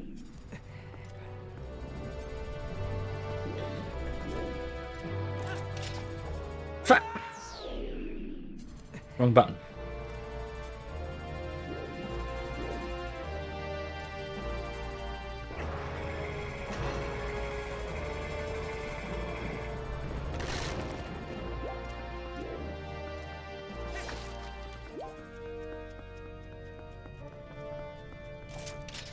I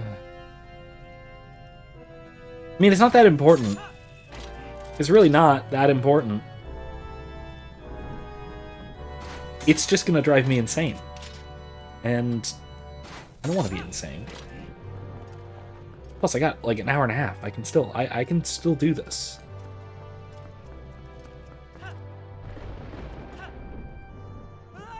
Oh my god. Okay. I'm gonna drive. Okay.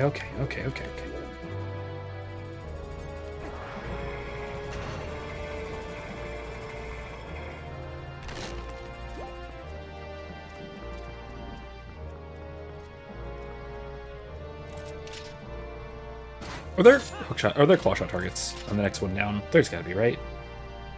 I'm gonna just use those instead of jumping. Yeah, there are. Look. Yeah, look at that. There's clawshot targets. It's easy peasy.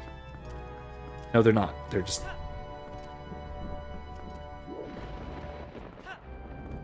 There it is. Okay.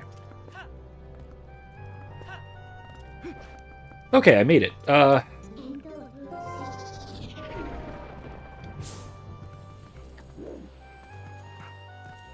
know you're telling me to go that way, but not gonna.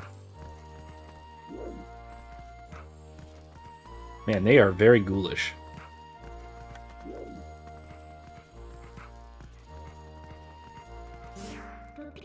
Okay. Okay, let's do this, shall we?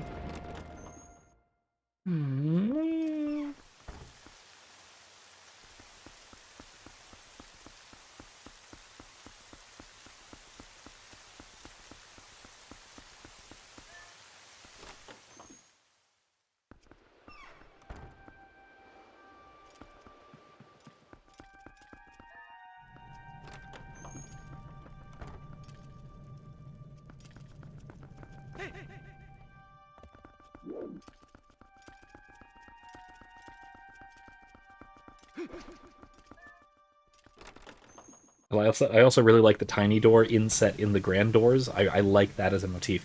It's odd that it's centered. That's all.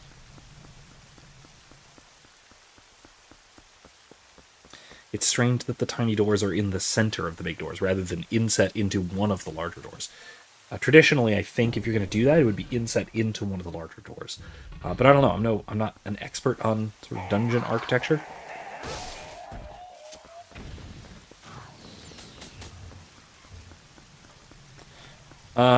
Yeah, I need to get around to the other thing, don't I?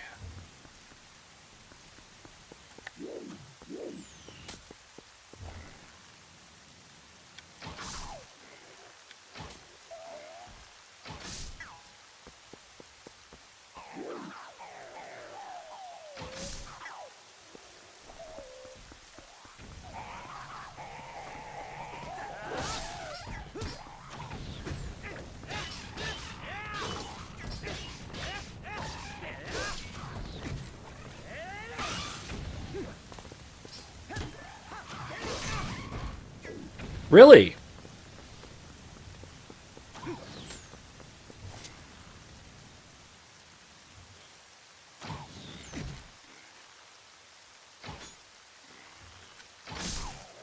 There.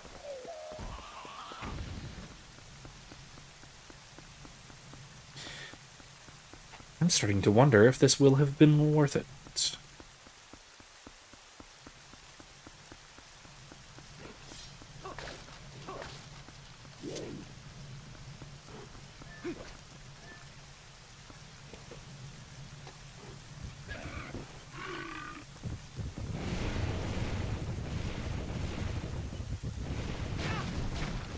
Explosion!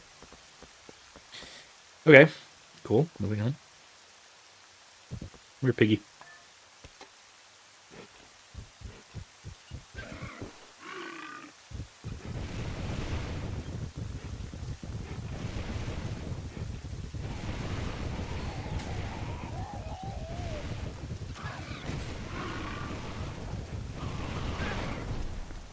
Okay. Whatever. Now.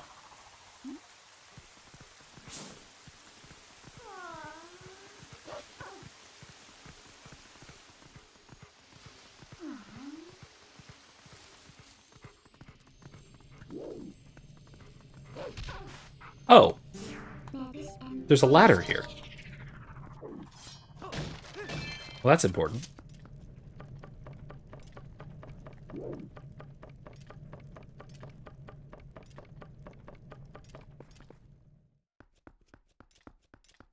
Up onto some battlements. Interesting. Okay. Moving along.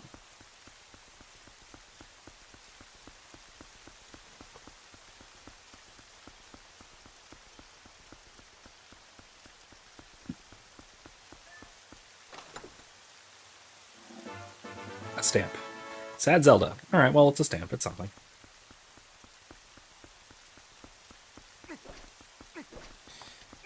Right, where is it?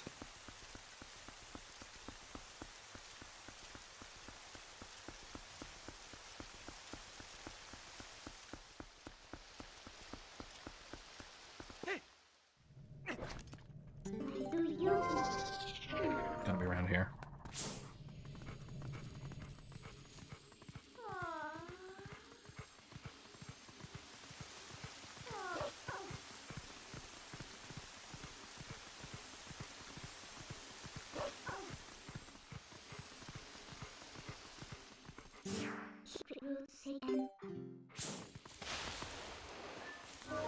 There we go.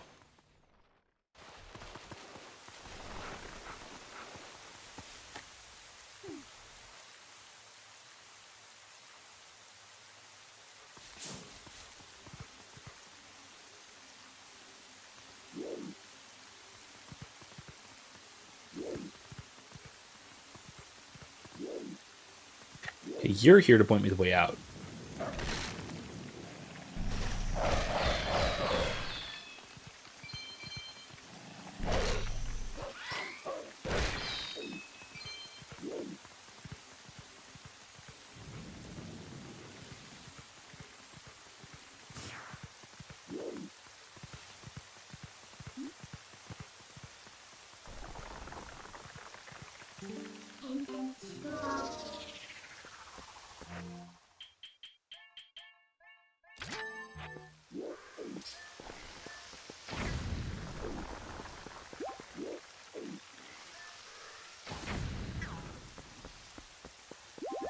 Two for one.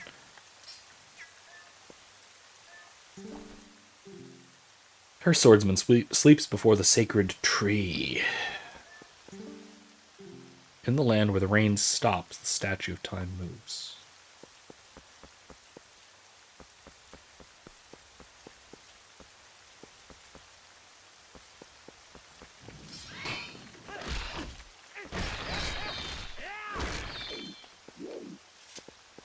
Little skellies. Cursed swordsman, sacred tree.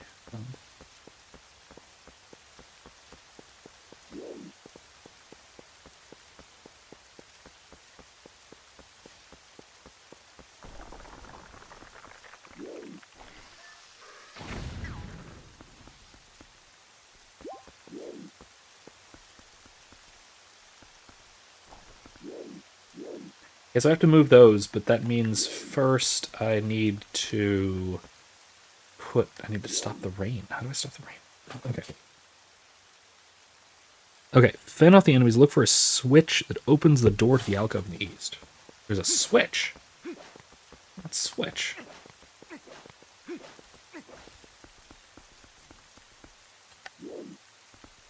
There's a switch.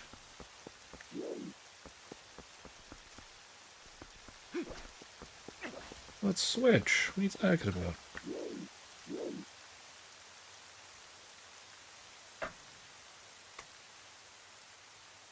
One of the graves south of the alcove hints at a swordsman's grave beneath a sacred tree.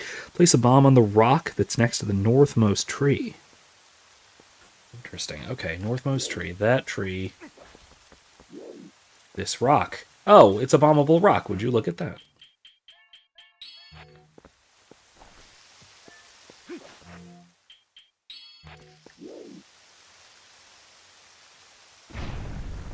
There we go. That opens that.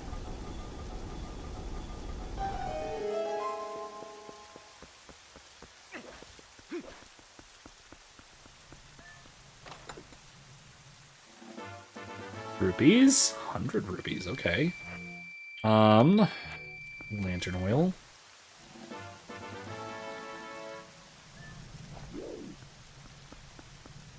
I assume this is more rupees. This is all just fuel for my magic armor, by the way. Like, every bit of this is magic armor fuel. Oh, rupee. Okay. Okay. What's that?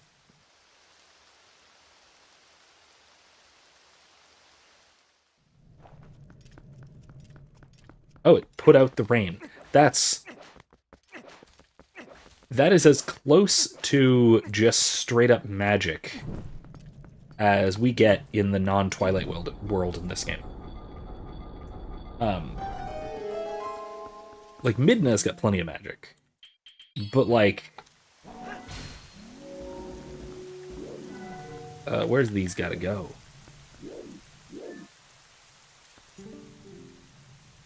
Door opens where specters get... Oh.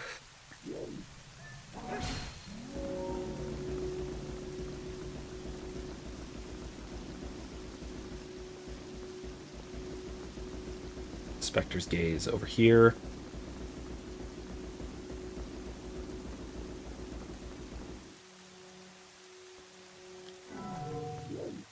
Okay.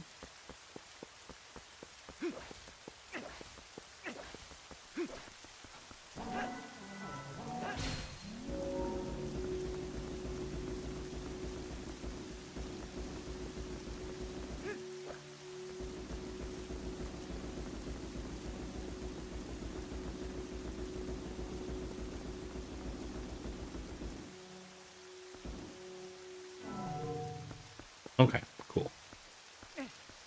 Here we go. Up we get.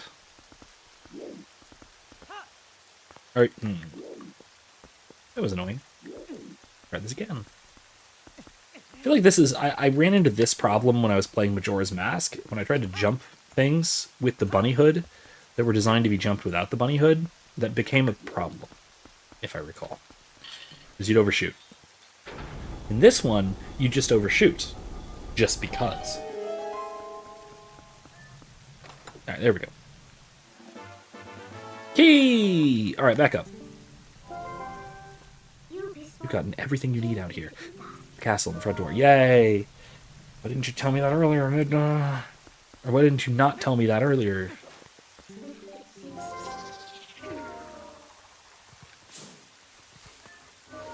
Let's go. Oh my god.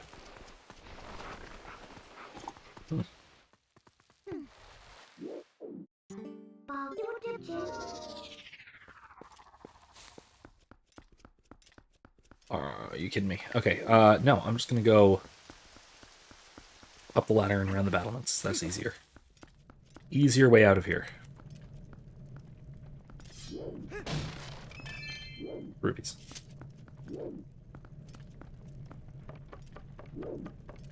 Yeah, Aim, so try that again. I'm not sure what you were going for.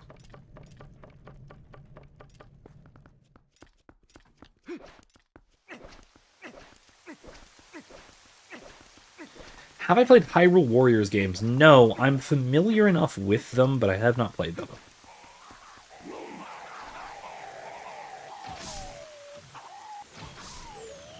Like, I get the idea, and it's actually relatively cool as a concept, but I have not played them, no.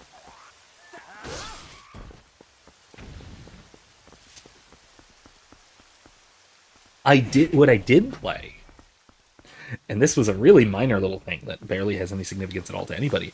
I played Link's crossbow training, which came with it was like the release thing for a peripheral. It was the Wii Zapper, which was the thing that mounts a Wii Remote and nunchuck into a configuration essentially like like one of the old light guns.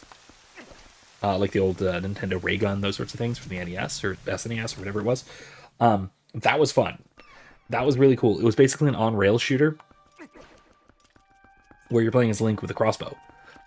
And you go through like the hidden village. You go through a bunch of mostly Twilight Princess inspired, but not exclusively Twilight Princess inspired areas. Again, on rails, shooting enemies with a crossbow, which is like it's fully motion controlled with a little like Wii remote with a trigger and the stick on the back, and it was very cool. It was neat. It was a lot of fun. It was a silly little thing. It was not a full game by any stretch. But I don't think it was. First of all, I don't think it was full price, and it came with the peripheral too. But that was a lot of fun. That was a cool one. You know what? Actually, it reminds me. I think they reused the concept for. If anyone had a Wii U, no one had a Wii U except me. But if you ever had a Wii U and you played Nintendo Land, the Link minigame, the Legend of Zelda minigame in Nintendo Land was an on-rails shooter with a bow, and it was a motion control bow. But it was motion controlled with the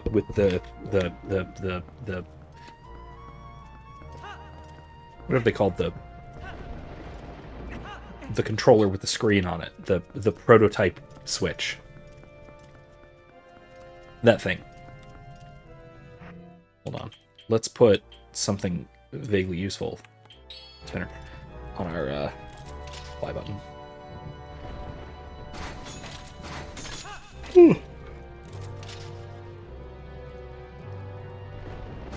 Imsim says, I know we have a gun nerds chat in Discord. Do you own any firearms? What's your favorite? I do not disclose such things. I'm not a big gun guy, though, really.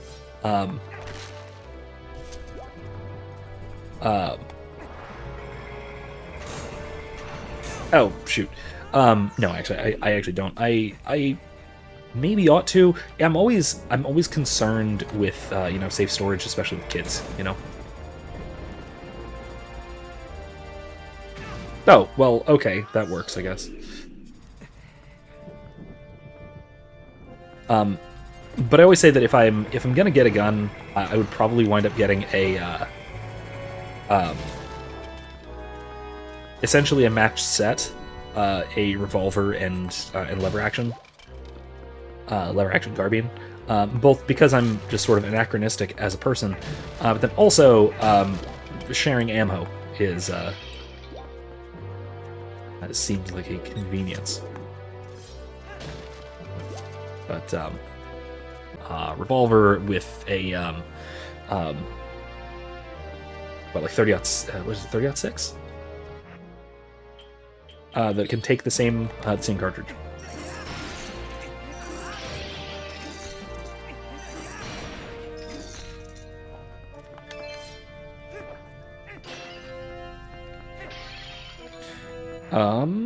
No.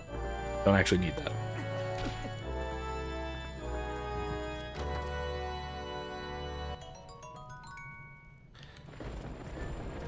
And then also there is the exorbitant cost, both for, actually getting a gun, because most guns are gratuitously expensive, especially lately. And then also just the cost of going shooting, like all the ammo and stuff. Plus, a lot of places you're going to like a nice range, which maybe not around here, but if you do,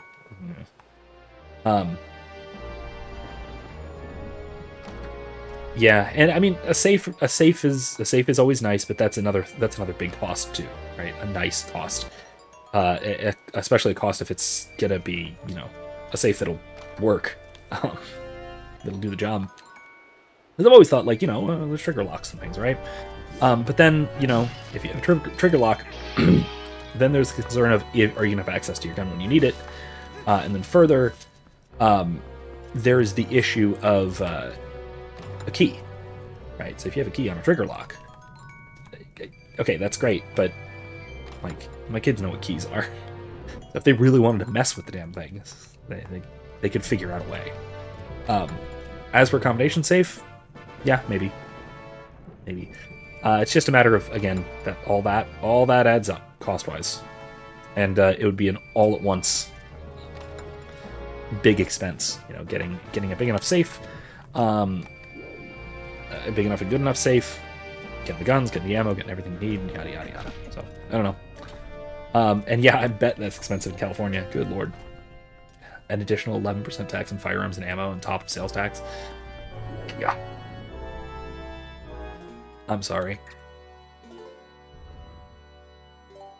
California is horrible.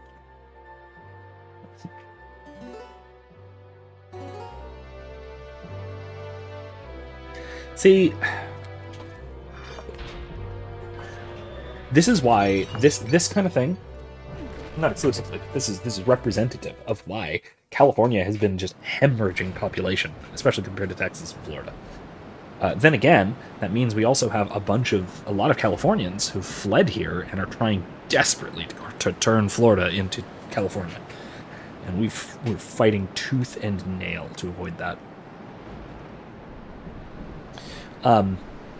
That said, I do think that a lot of the people who have fled California, to Florida at least, have been, even if not good cultural fit necessarily, they have at least been, broadly speaking, Republican, or at least right-leaning politically, because they've fled from California and they know what they're running away from. So that's good at least.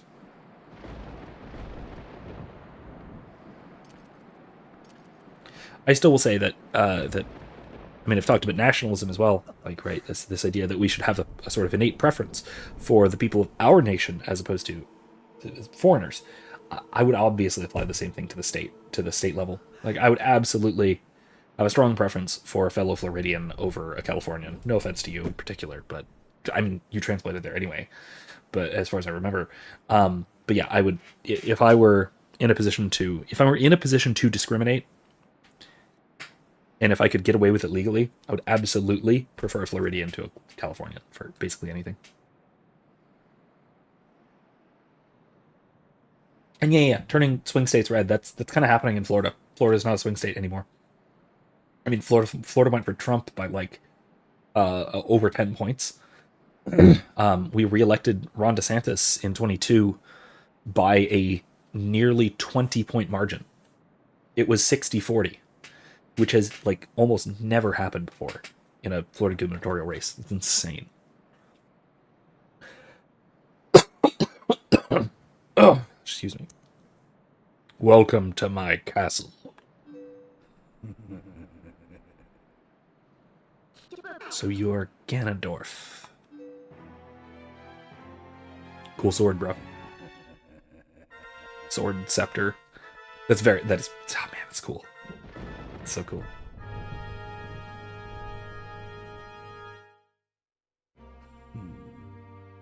He has the massive chest wound from Ocarina of Time. I've been dying to meet you. Your people have long amused me, Midna, to defy the gods with such petty magic, only to be cast aside. A very pathetic. Pathetic as they were, though, they served me well. Their anguish was my nourishment.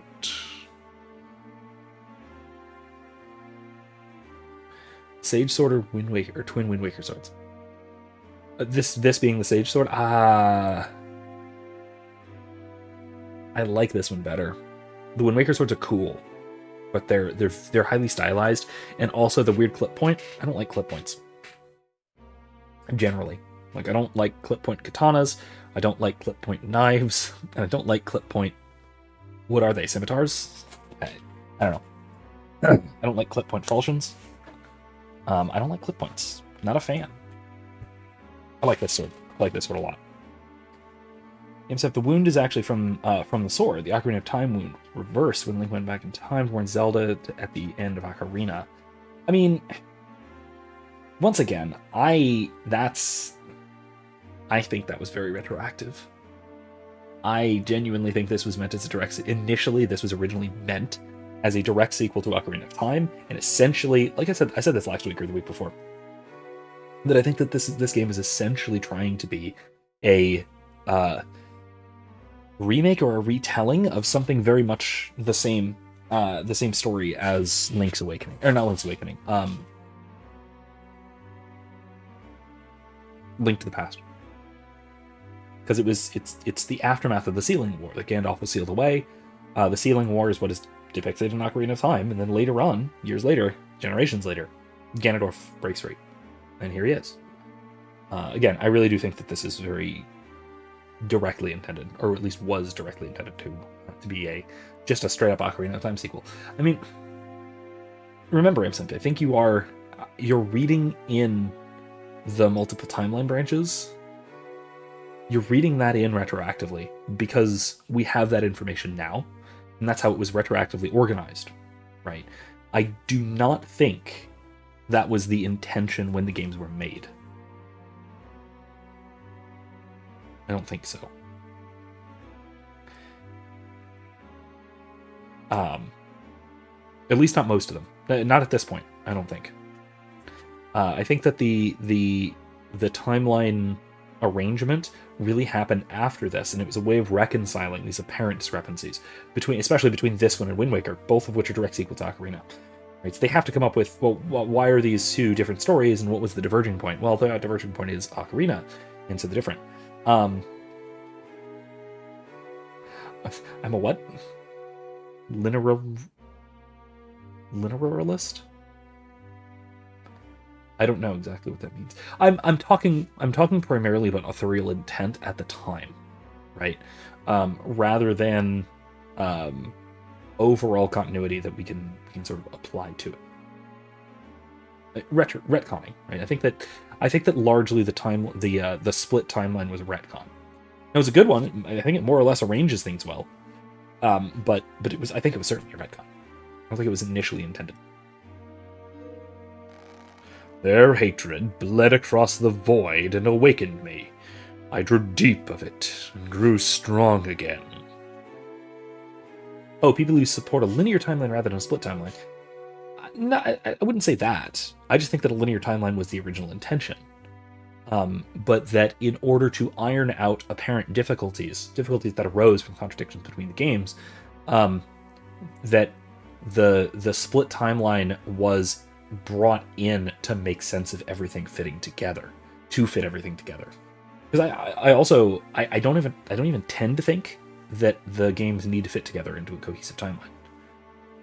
I think I think of it more mythologically than that, because it's the Legend of Zelda. It's legendary, right? So these are different iterations of the same sort of legend. It's to use sort of Wheel of Time terminology. It's a different turning of the wheel, right? All of these are different incarnations of the Sacred Three, of the embodiment of power, the Demon Lord Ganon, of the hero of whatever, Link, and the Princess Zelda. Right? They all exist all the time. It's just different in different ways at different points. We tell these stories in different ways. They're stories. They're stories with the same archetypes, but told in slightly different settings, in different times, in different ways, that kind of thing. That's the way I like to make sense of the Zelda series, not as a series, but as a set of legends. I do think that the split timeline works far better than trying to fit them all into one linear timeline. Absolutely. So if you do need to fit them into a continuity, if you really want to, then yeah, absolutely. Yeah, Imsip says, similar to how many cultures have flood and creation myths. Yeah, very much so. And they comment on each other in a lot of ways too. My big issue, honestly, with the split timeline thing, is in the which one is it? Which is the one that leads to Wind Waker? It's adult timeline, right? My issue with that one is that I don't think it should be possible, given the structure of the legend, the structure of the myth. I don't think it should be possible for a Ganondorf, for a Dark Lord of Power, to arise without a princess and a hero arising to meet him. I don't think that should work mythologically. The idea that Ganondorf shows up, but Link and Zelda don't, that there is no Link to save the people, and then it's left to the king to wish upon the Triforce to flood Hyrule. I don't think that works.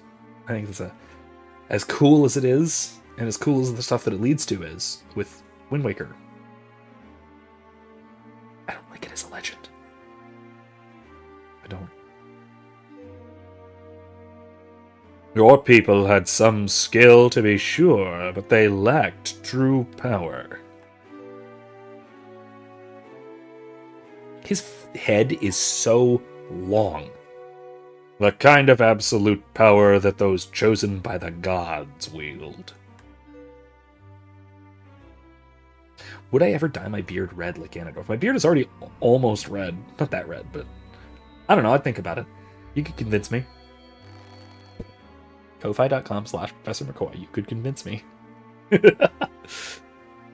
He who wields such power would make a suitable king for this world, don't you think?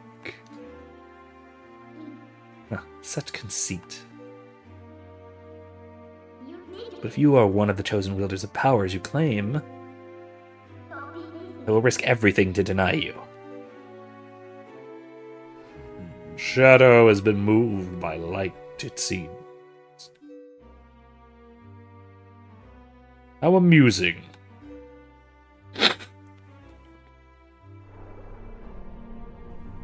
Very well. Deny me, then. Yes, try to deny me, you and your little friend.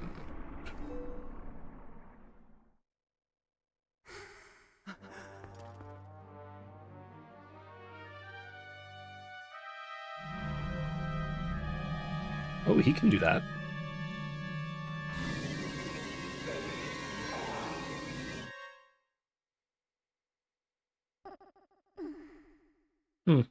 Uh-oh.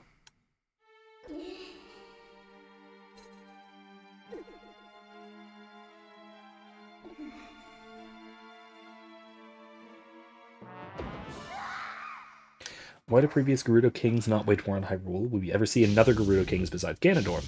In Breath of the Wild, Tears of the Kingdom, the Gerudo are ruled by a chief. They usually are. It's that they have a king once every, 100 years? I think? Or something like that? Or is it 100 generations or something absurd? But they do tend to be warlike. It's just, I don't think they usually go on a campaign of conquest like Ganondorf did. Both of you faithless fools who would dare to take up arms against the King of Light and Shadow. So you choose, and so you shall feel my wrath. I don't like this. I don't like fighting Zelda.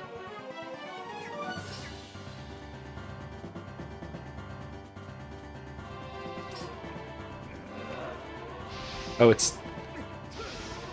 Okay.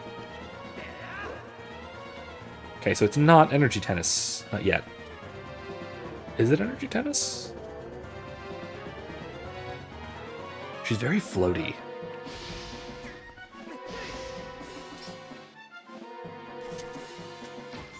No.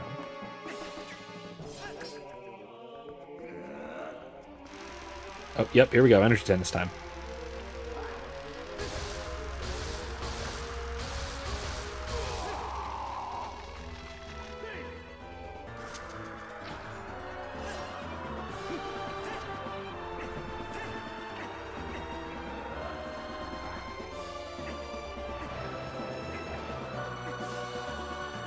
That was interesting. Oh, yeah, yeah. So Ganondorf was to the Gerudo what Genghis Khan was to the Mongolians. Yeah, more or less. Oh, the ouchies. That wasn't good. I'll take that.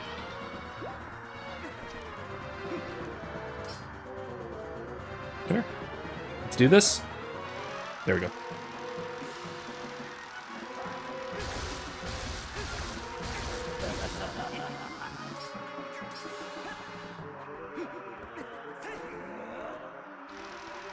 Okay.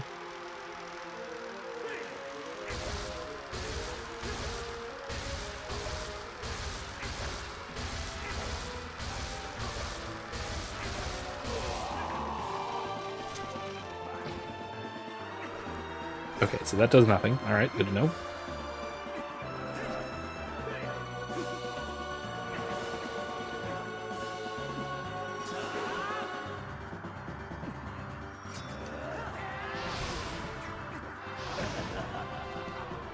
Great. Boo boo.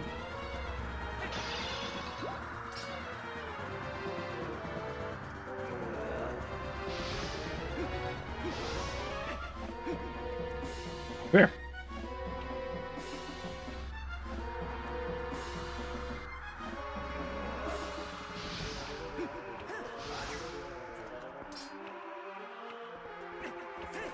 You know, energy tennis gets a lot of criticism as a boss mechanic. And I think that is fair. It's a fair mechanic to criticize just because it is very repetitive. And it's very reactive too, right? I can't really do anything proactive in this fight. I just have to wait until Energy Ball, right?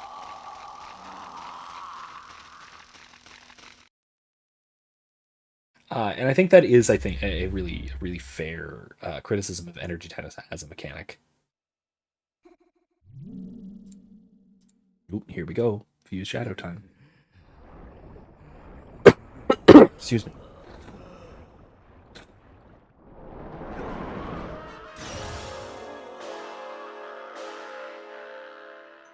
Cool, you squished Ganondorf out of her. You hugged him out.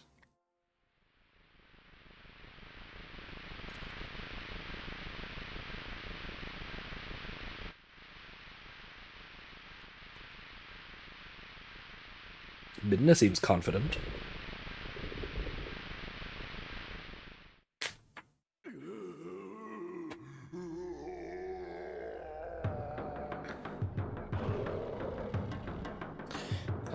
Midna seems unnecessarily confident.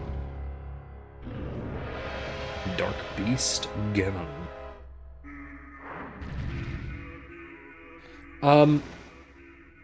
Okay, so Imsimp asked about the relationship between the Fused Shadows and the Majora's Mask. I don't think they are the same. I do think they're closely connected, however.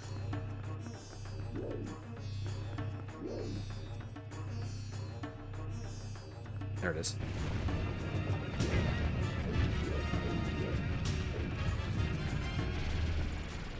What do I do about this?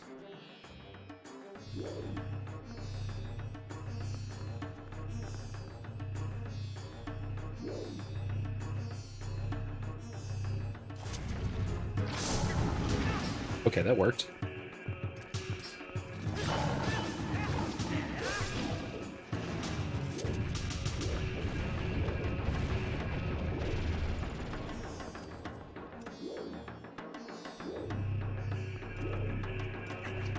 That's interesting. That's not great.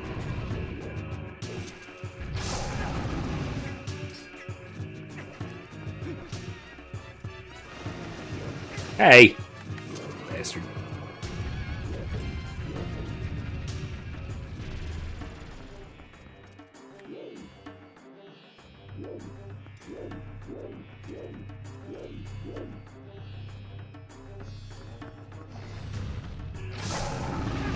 Ah!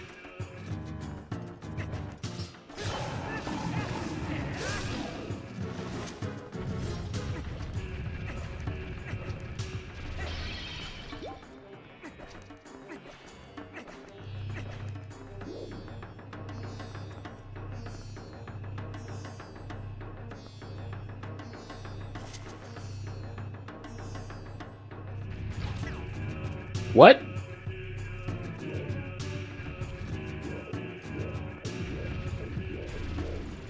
Is Ganon a different entity than Ganondorf? That is a good question. Also, yes, I love the chanting. It's very cool.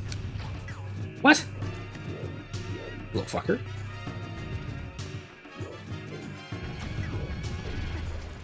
I think I have 100 arrows. But yeah, I think they are, yes, the whole reincarnation of the Demon King demise.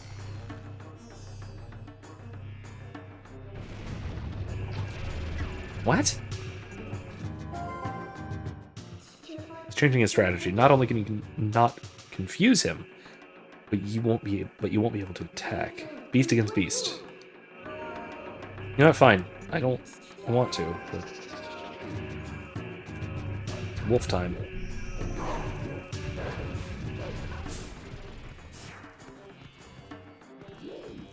I don't know what the wolf form is going to do.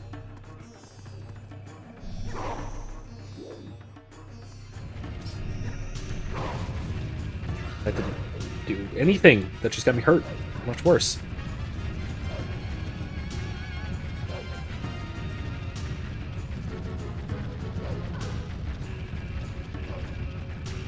I tell you, the sacred chanting, the chanting here does remind me a lot more of maybe not Majora's Mask, but of the other transformation masks.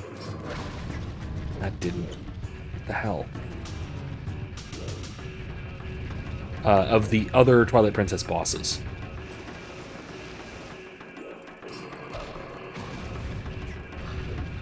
What am I supposed to do with this?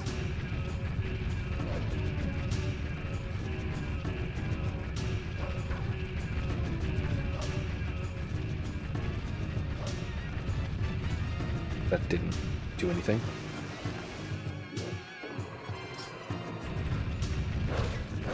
It didn't work. There was a button prompt that I just missed. Reminds me of Arbiter's Grounds and Spirit Temple? Yeah, kind of. But like I said, it reminds me more of the, like a Dolwo, the first boss in Majora's Mask. Let him charge you from the front. Yeah, okay. I'm going to do what I've been doing, like, only with my power. Okay, fine. Oh, I got it. Okay, there's a button prompt. Okay.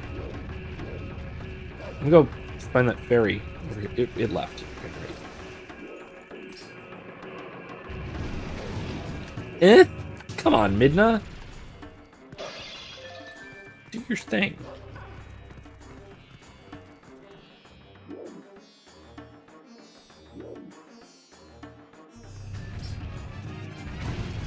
Push. I'm pushing. What? I did. I hit the...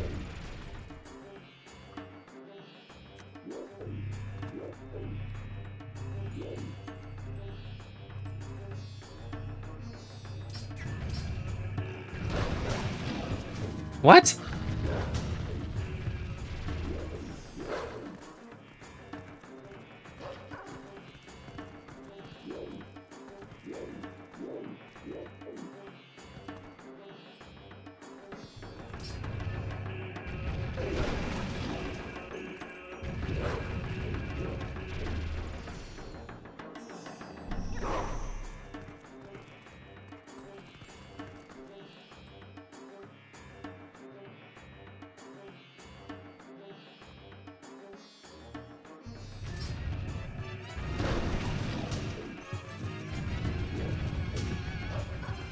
Oh, do I think Ganon is Ganondorf's Twilight Beast form? Not exactly.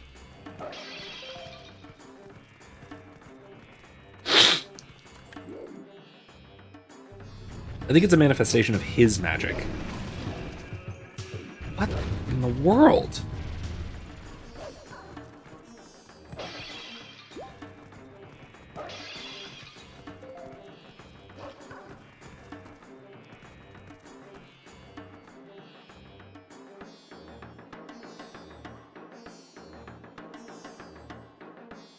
Okay, here we go.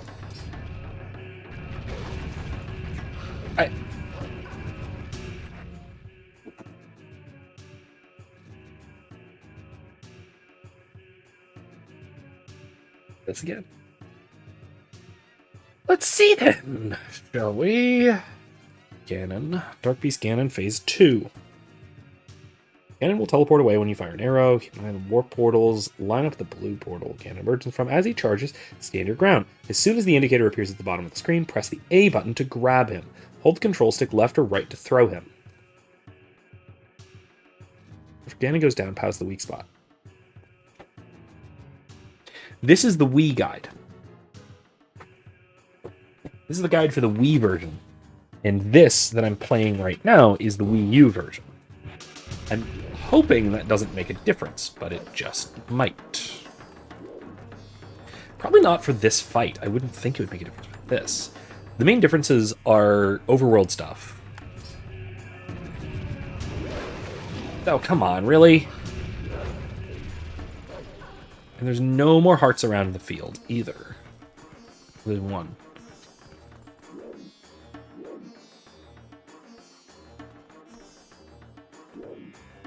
There we go.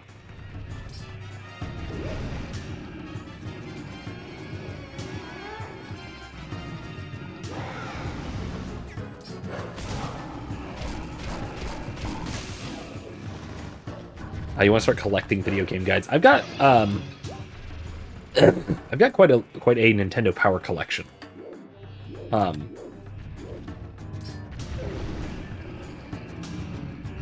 Which is really neat.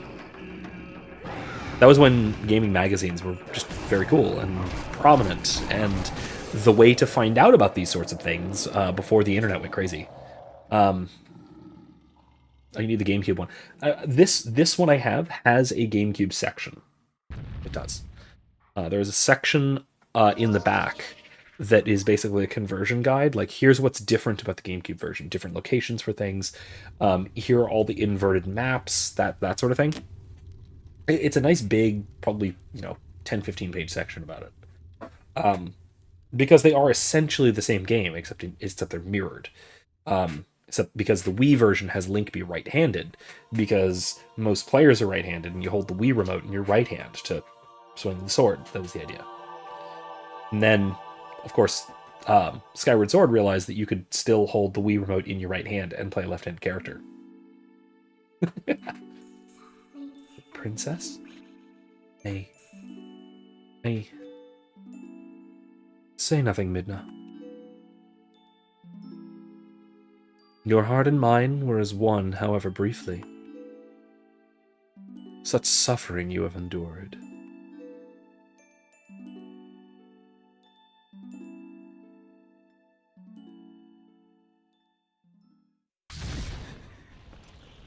Not done yet.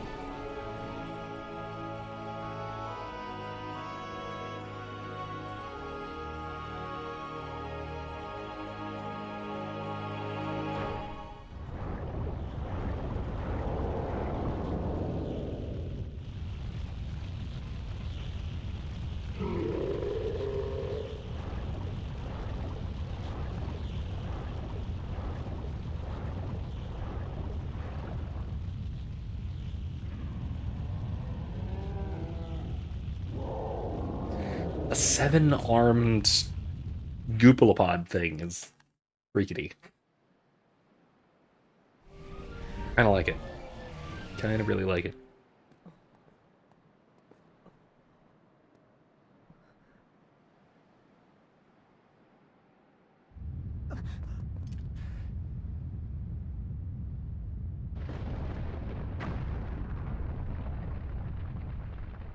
Well, there goes my favorite Hyrule Castle.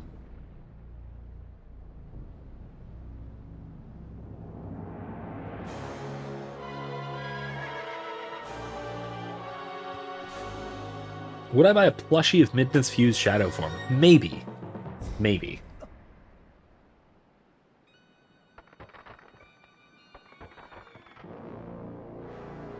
It is bizarre and spoopy, but it's also very cool.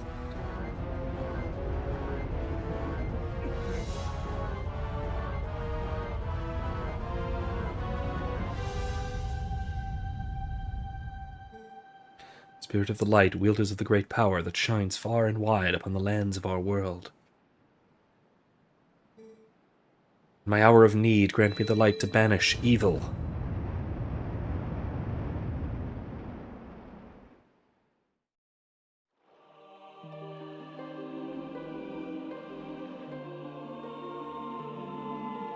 No, we're bringing the spirits back. Oh, I have to assume it's not the same horse as from Ocarina. But maybe, but I doubt it. Cool!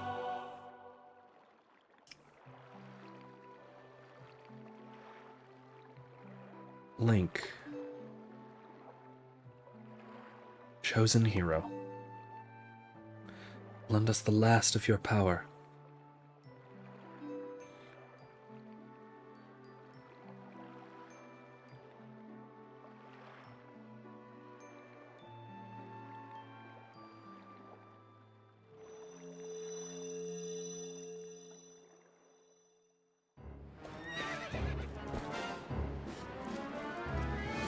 I'll try to slow Ganondorf with my light arrows.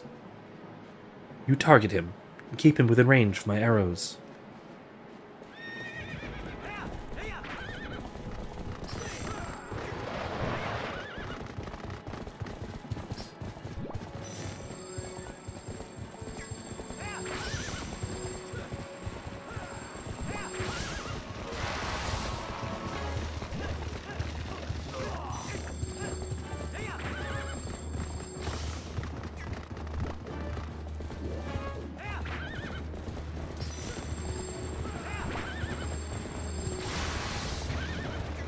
Ah! You go ahead, Zelda. I'll catch up.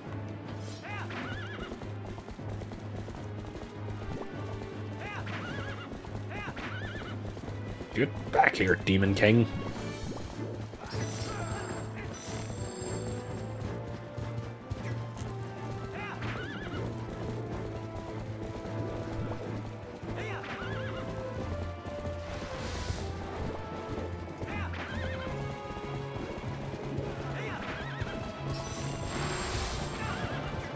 Damn it.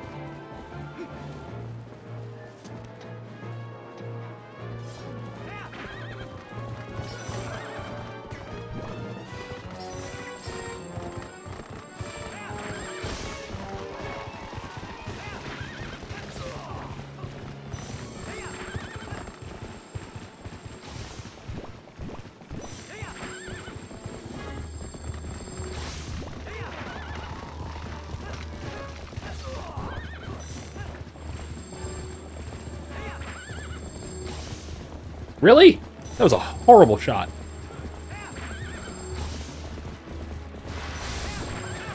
Yeah, that's true. At least she doesn't take your bow like in Wind Waker. She's got her own. Which, by the way, this is a kind of pet peeve I've acquired lately. Bows of that shape are kind of absurd. And by that shape, I mean the ones that are wider than, or I guess longer than they are wide. Right? So, I might have to... Okay, so look at the boomerang, right? A bow should be flat this way, not this way, because it won't bend like this. It'll bend like that, right? So her bow is kind of wonky in that way. It's very common to have this sort of a bow in especially very high fantasy. More mythical fantasy, especially, even more so.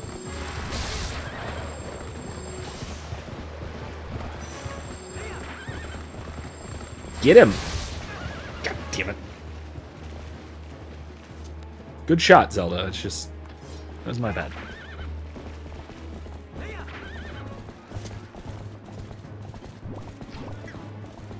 Not that my bow is going to do much.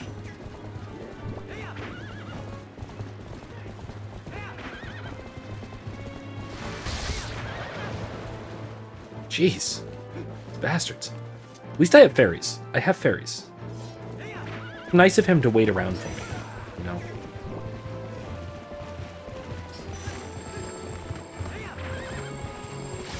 There we go. Are you kidding me?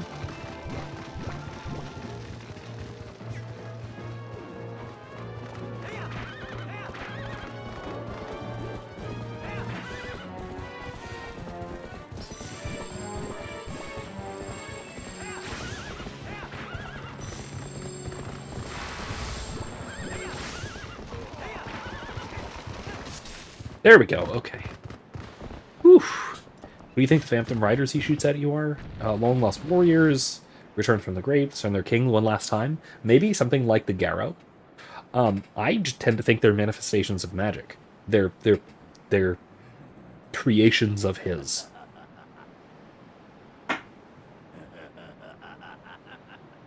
Especially based on how he sort of conjures them. It doesn't look like he's summoning them from anywhere. It looks more like he's casting a spell. But nothing more.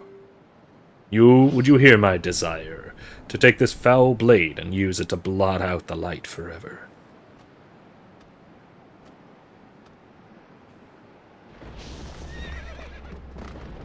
Oh.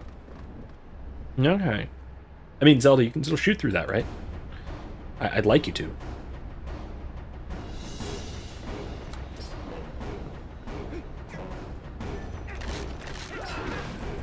Oop. Okay. Ah, come on, man.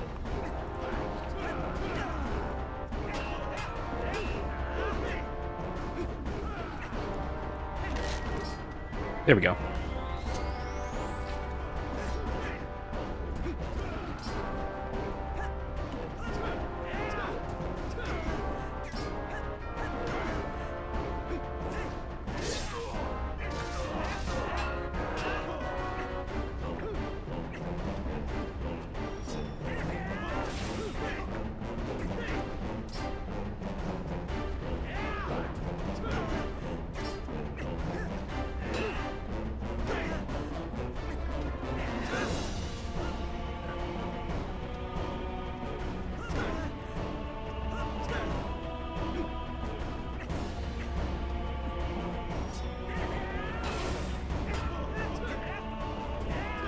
Cape has a Gerudo insignia. I was not able to notice that. He's moving around too fast.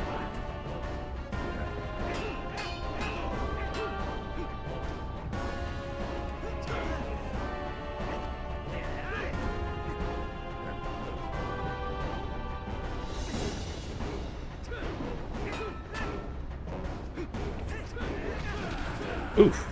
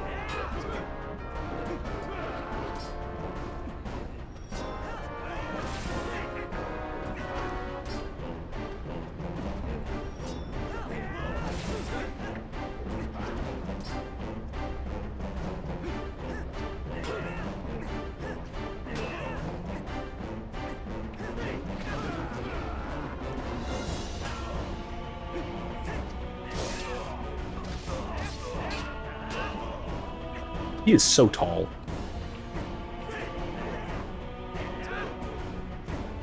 It's not even like we have the excuse of Link being like a child and being short. No, Ganondorf is just really tall.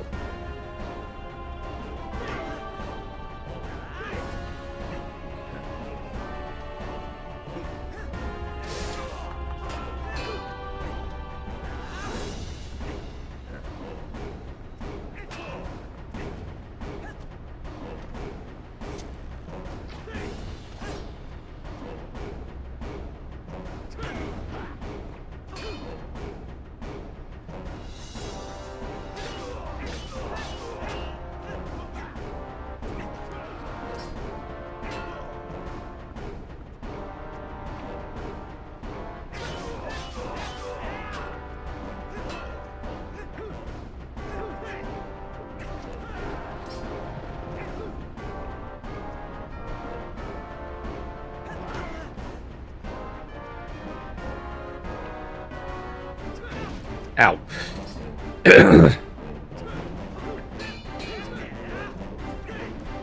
By the way, this does remind me of the dumbest boss fight in Jedi Survivor that I was just talking about. So I mentioned I was playing Jedi Survivor off stream, and one of the things that bugged me, one of the dumb writing decisions they make, is about midway through. I think it's about midway through. There is a boss fight where you play as Seer, the master from the previous game, and you fight Darth Vader, and you basically beat him until you know he kills you, right? I guess spoiler that Seer dies because Vader kills her. Frickin' course he does. He's Darth Vader. But you absolutely hold your own for a lengthy boss fight and like seriously injure Darth Vader. Nope, shouldn't have. I should have.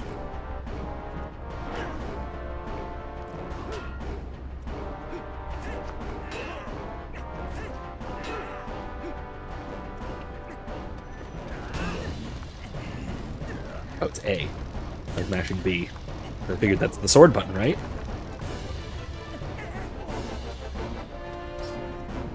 So I do have Hyrule Story. I don't remember that concept art. I can check it out though.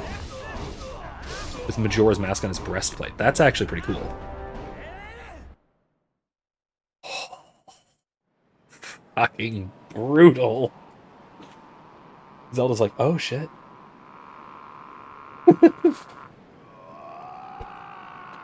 That is actually a cool concept. I actually really like that. Just, again, a lot more closely connecting the Twilight with the tribe Majora. Oh man, he's got the sword sticking out of his chest wound. Jesus. That is almost as brutal as the end of Wind Waker. Do not think this ends here.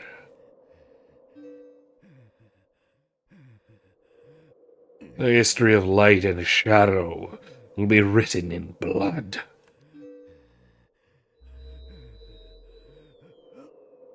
He unhinged his jaw like Wind Waker Ganondorf. Yeah, if you get run through like that, I bet you'll do a lot of screaming.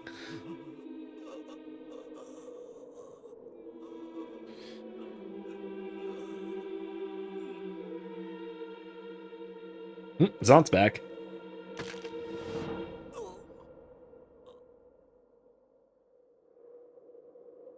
And he fucking kills him.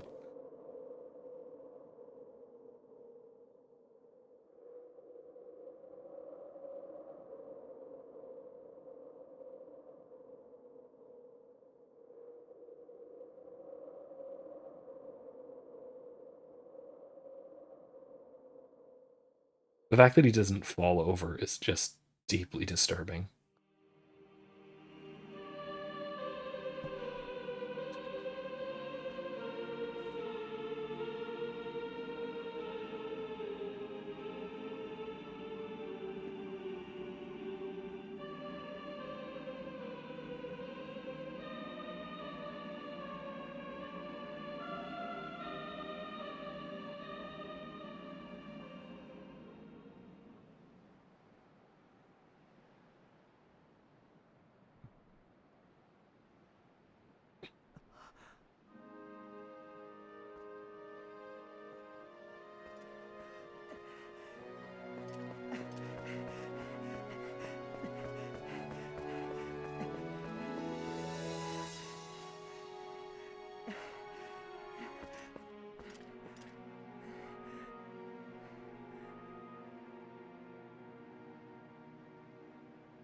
Hyrule looking like a whole anaconda.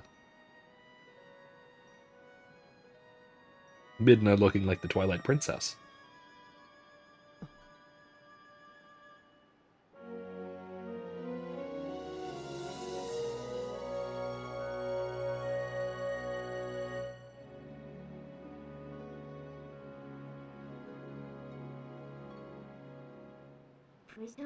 What? Say something. Why, so beautiful that you've no words left.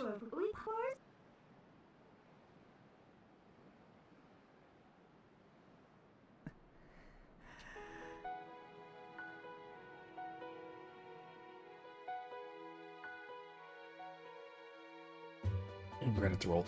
Now there's still there's still a post-credits ending scene. I know. I honestly think that I do think ending it there would have been fine. Maybe even as good. Leaving it sort of ambiguous how things get wrapped up. I mean, it has zero denouement, which I don't like stories with no denouement. I like a good falling action with sort of wrap-ups and resolutions, but you can do that with a montage, which is what Zelda games classically have done. Most Zelda games will do a sort of, like I said, a sort of montage wrap-up. Oh man, does Majora's Mask do it so well. For example, for probably the best example. Even this is, to some extent, we get to see all of our like, nice little areas around Hyrule and all our, at least some of the people of Hyrule doing quite well.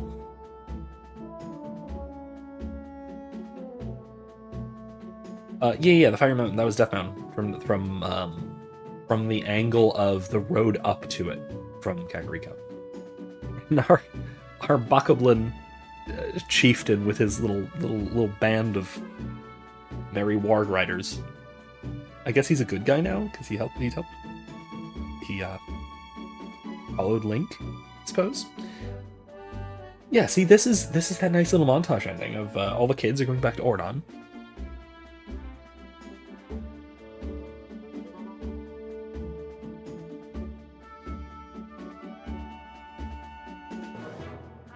All the Gorons are back to, sumo.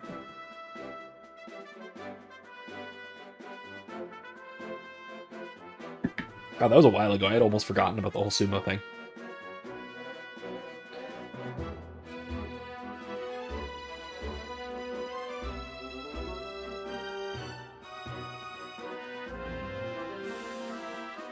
Everybody's at the bar.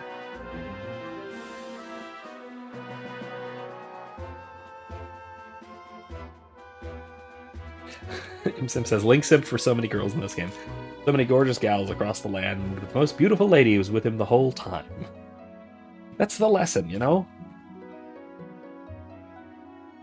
Everyone's doing the Malomart dance.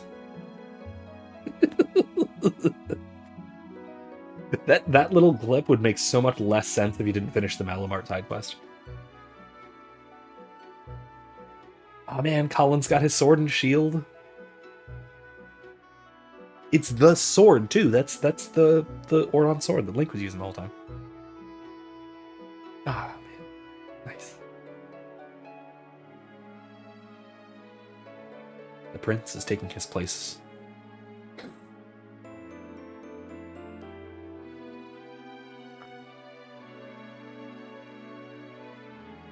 Oh wow! I realized that they were like the fossil motifs along the walls.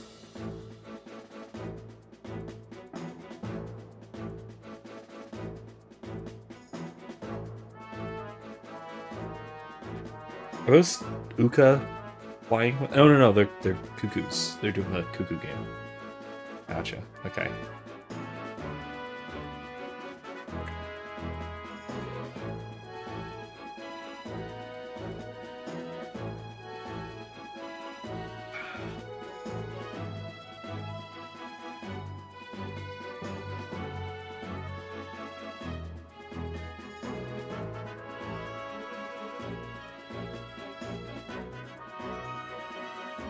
I assume that is... I'm not singing that.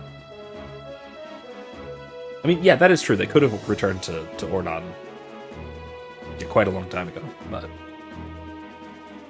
But, Oh, look! Is that rebuilt? Or maybe not. It almost looks rebuilt. Oh, the hearts. Well, rebuilt or not, they're still nice.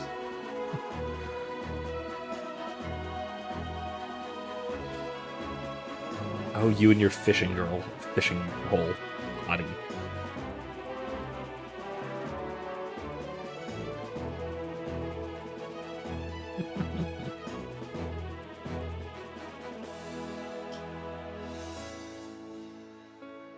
Oh, wow, this game actually used motion capture. I didn't realize. Man, that was advanced for a Wii release title in 2006, 3. I don't even remember. Aww, a baby.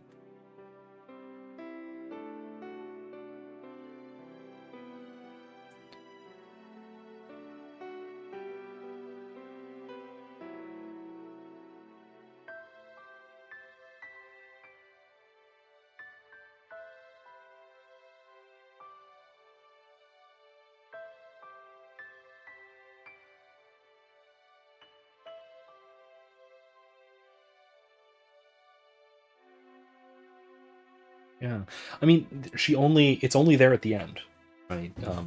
But she's pregnant when you go back to see her again too, in Ordon Village. Apparently, she gives birth sometime in between the ending of the game and when everybody goes back home. However long that took. Can't have been that long, right?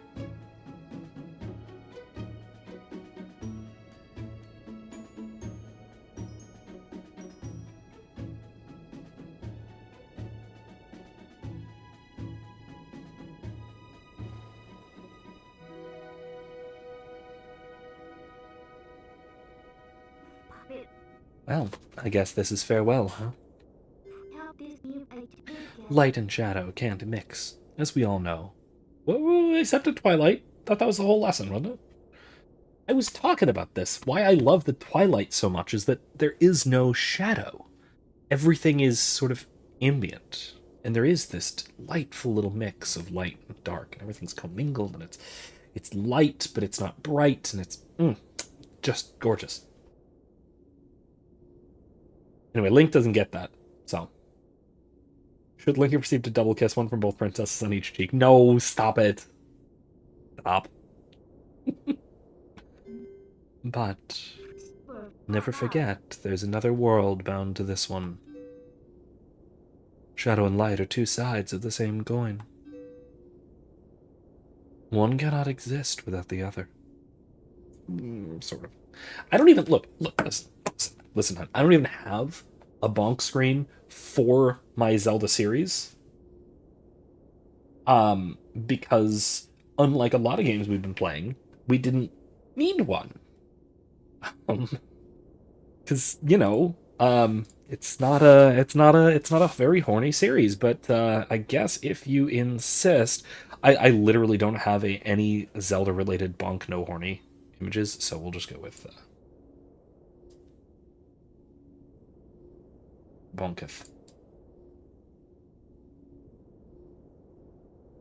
Anyway, yeah, I'm gonna save that for when we get to Kingdom Come.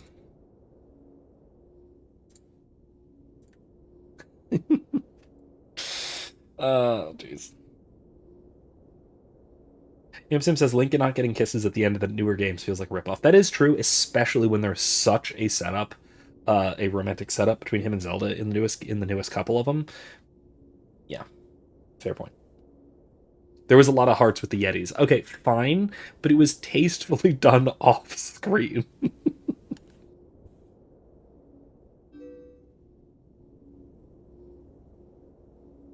I know the reason. I know the reason. The goddesses left the Mirror of Twilight in this world. They left it because it was their design that we should meet. Yes, that's what I believe.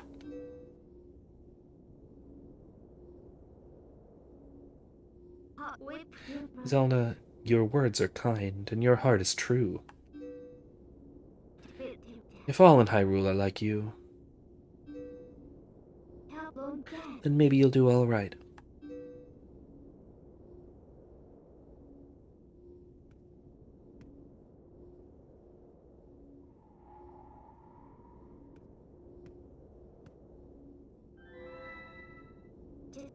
Thank you.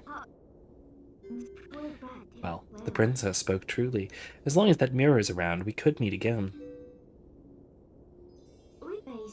Link.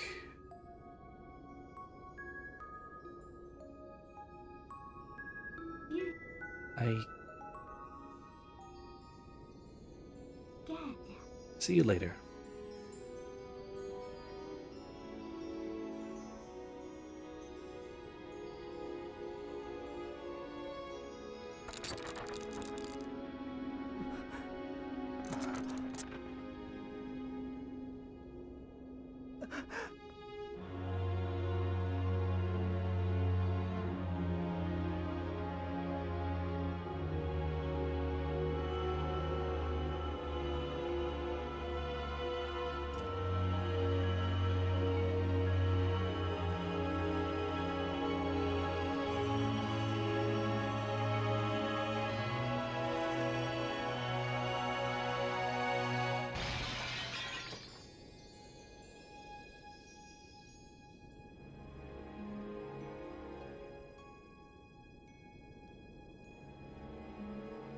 See,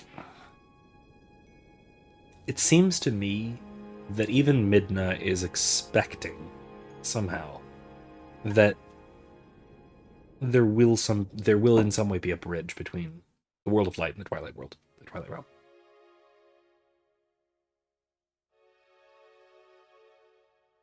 Like, she refused to say goodbye. I mean, that doesn't happen for no reason, right? that seems, at least to me, to carry some implications to it. But who knows? Again, it's left a little bit open-ended, left a little bit ambiguous. I still think that it might have even been better if it had just ended with the three standing by the mirror, with that being the last little image in the credits montage. Is there a goddess of Twilight? I don't think so. Mostly just because the Twilight realm is just the sort of perversion of the sacred realm, right? The Twilight realm, as I understand it at least, is just the sacred realm. Or at least it was what the sacred realm, what was the sacred realm before Ganondorf was banished there in roughly speaking, Ocarina. That's what it was, and so it is the realm of the three golden goddesses. Now, as to how the goddess Hylia plays into all of this, who the hell knows? I don't understand the relationship between Hylia and Din Ferorin and Nayru. I actually don't understand how that matches. Perhaps it's something like Hylia is the goddess, like definite article, the Hotheos, or Hothea, whatever, the god, right? That than which no greater can be thought, the monotheistic goddess. The goddess Hylia is not Zelda. Zelda is something like the bearer of the power of Hylia, or something, if I remember Skyward Sword correctly. But my best interpretation would be something like Hylia is God, essentially. That than which no greater can be conceived. And the three golden goddesses are creator spirits, the angelic beings, essentially. Something like that. That's the best way of reconciling a monotheistic framework on the one hand and a polytheistic framework on the other.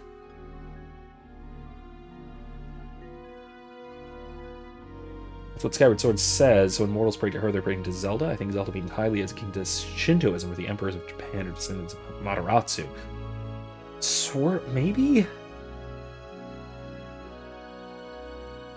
So they're later incarnations of the goddess? Something like that? Like an echoing cyclical incarnation rather than a once and for all incarnation of Christianity. It's a I hate to say it, but a reincarnation of the divine rather than of the merely human, something like that. Maybe that puts Zelda far above the other two holders of the Triforce, though, and I think that's bizarre. That's a little weird. Like, it's never set up that way before Skyward Sword. Imsim says, I've always wondered why in newer Zelda games Hylia is worshipped, but the golden goddesses are never worshipped. Is this like deism where they crested the world, but left it alone and walked away? I think, honestly, it's just a shift in... Again, I take the more mythological perspective anyway. I think it's just a shift in how the legend is told. You know? That the three golden goddesses were a big deal at some point. They were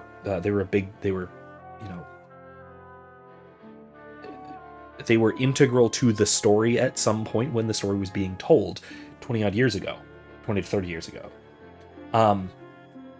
But at some point, the importance of Hylia, the sort of mythological importance of Hylia, surpassed the mythological importance of the three golden goddesses, and so we get some more stories about Hylia. That's all we can say, I think. I kind of have to take a more outer worldly, like our worldly anthropological perspective on it. And even earlier, right? You can go back further into Zelda and Zelda 2, where the mythology was explicitly Christian, or at least the symbolism was.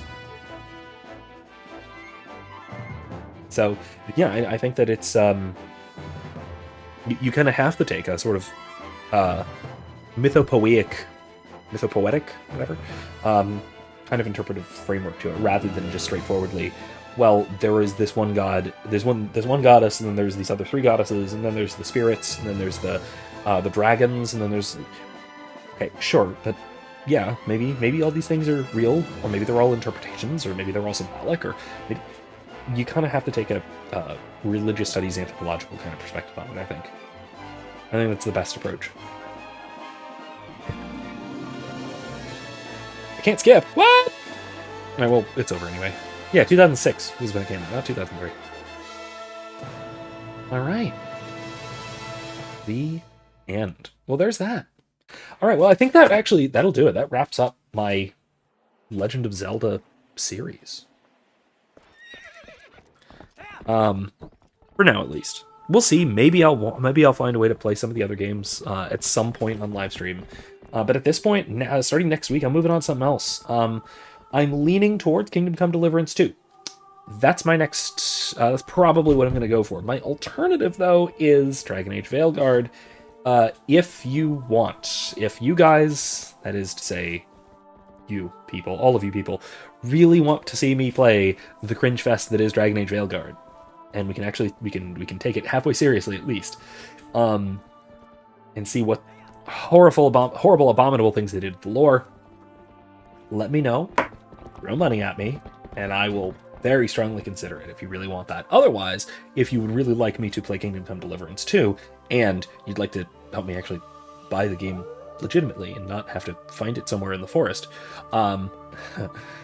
still throw money at me over there, ko-fi.com/Professor McCoy, and let me know that is what you'd like to see, and that you'd like to help me get it legitimately, because I'd like to. I really would. That is one of those games that I'd like to support the developers, that sort of thing. Kingdom Come Deliverance 2 should have been called Thy Will Be Done, and the third on Earth that isn't... Oh my gosh, yes! Yes! Why was it not? That's... I hadn't even thought of that, and that's brilliant. Oh well, whatever. Anyway, that's all I got for Zelda for at least now. Anyway, thank you all for joining me on this series. It's been a lot of fun. This is one of my favorite series ever, and it's probably one of the best video game series ever. So I hope you had as much fun as I did on this one. This has been quite a long time we've been doing these, so... I'll see you next time, whether that's Kingdom Come Deliverance, whether that's Dragon Age Veilguard, or you know what, or if it's something else I play in the interim while we're just hiding or whatever. Maybe I'll actually strike when the iron is hot for once and play a new game and play Kingdom Come. Anyway, we'll see. It is past midnight. It is time for me to get going. I will see you all next time. Remember, as always, don't be safe, be well, and more importantly, be good. Good night, everybody.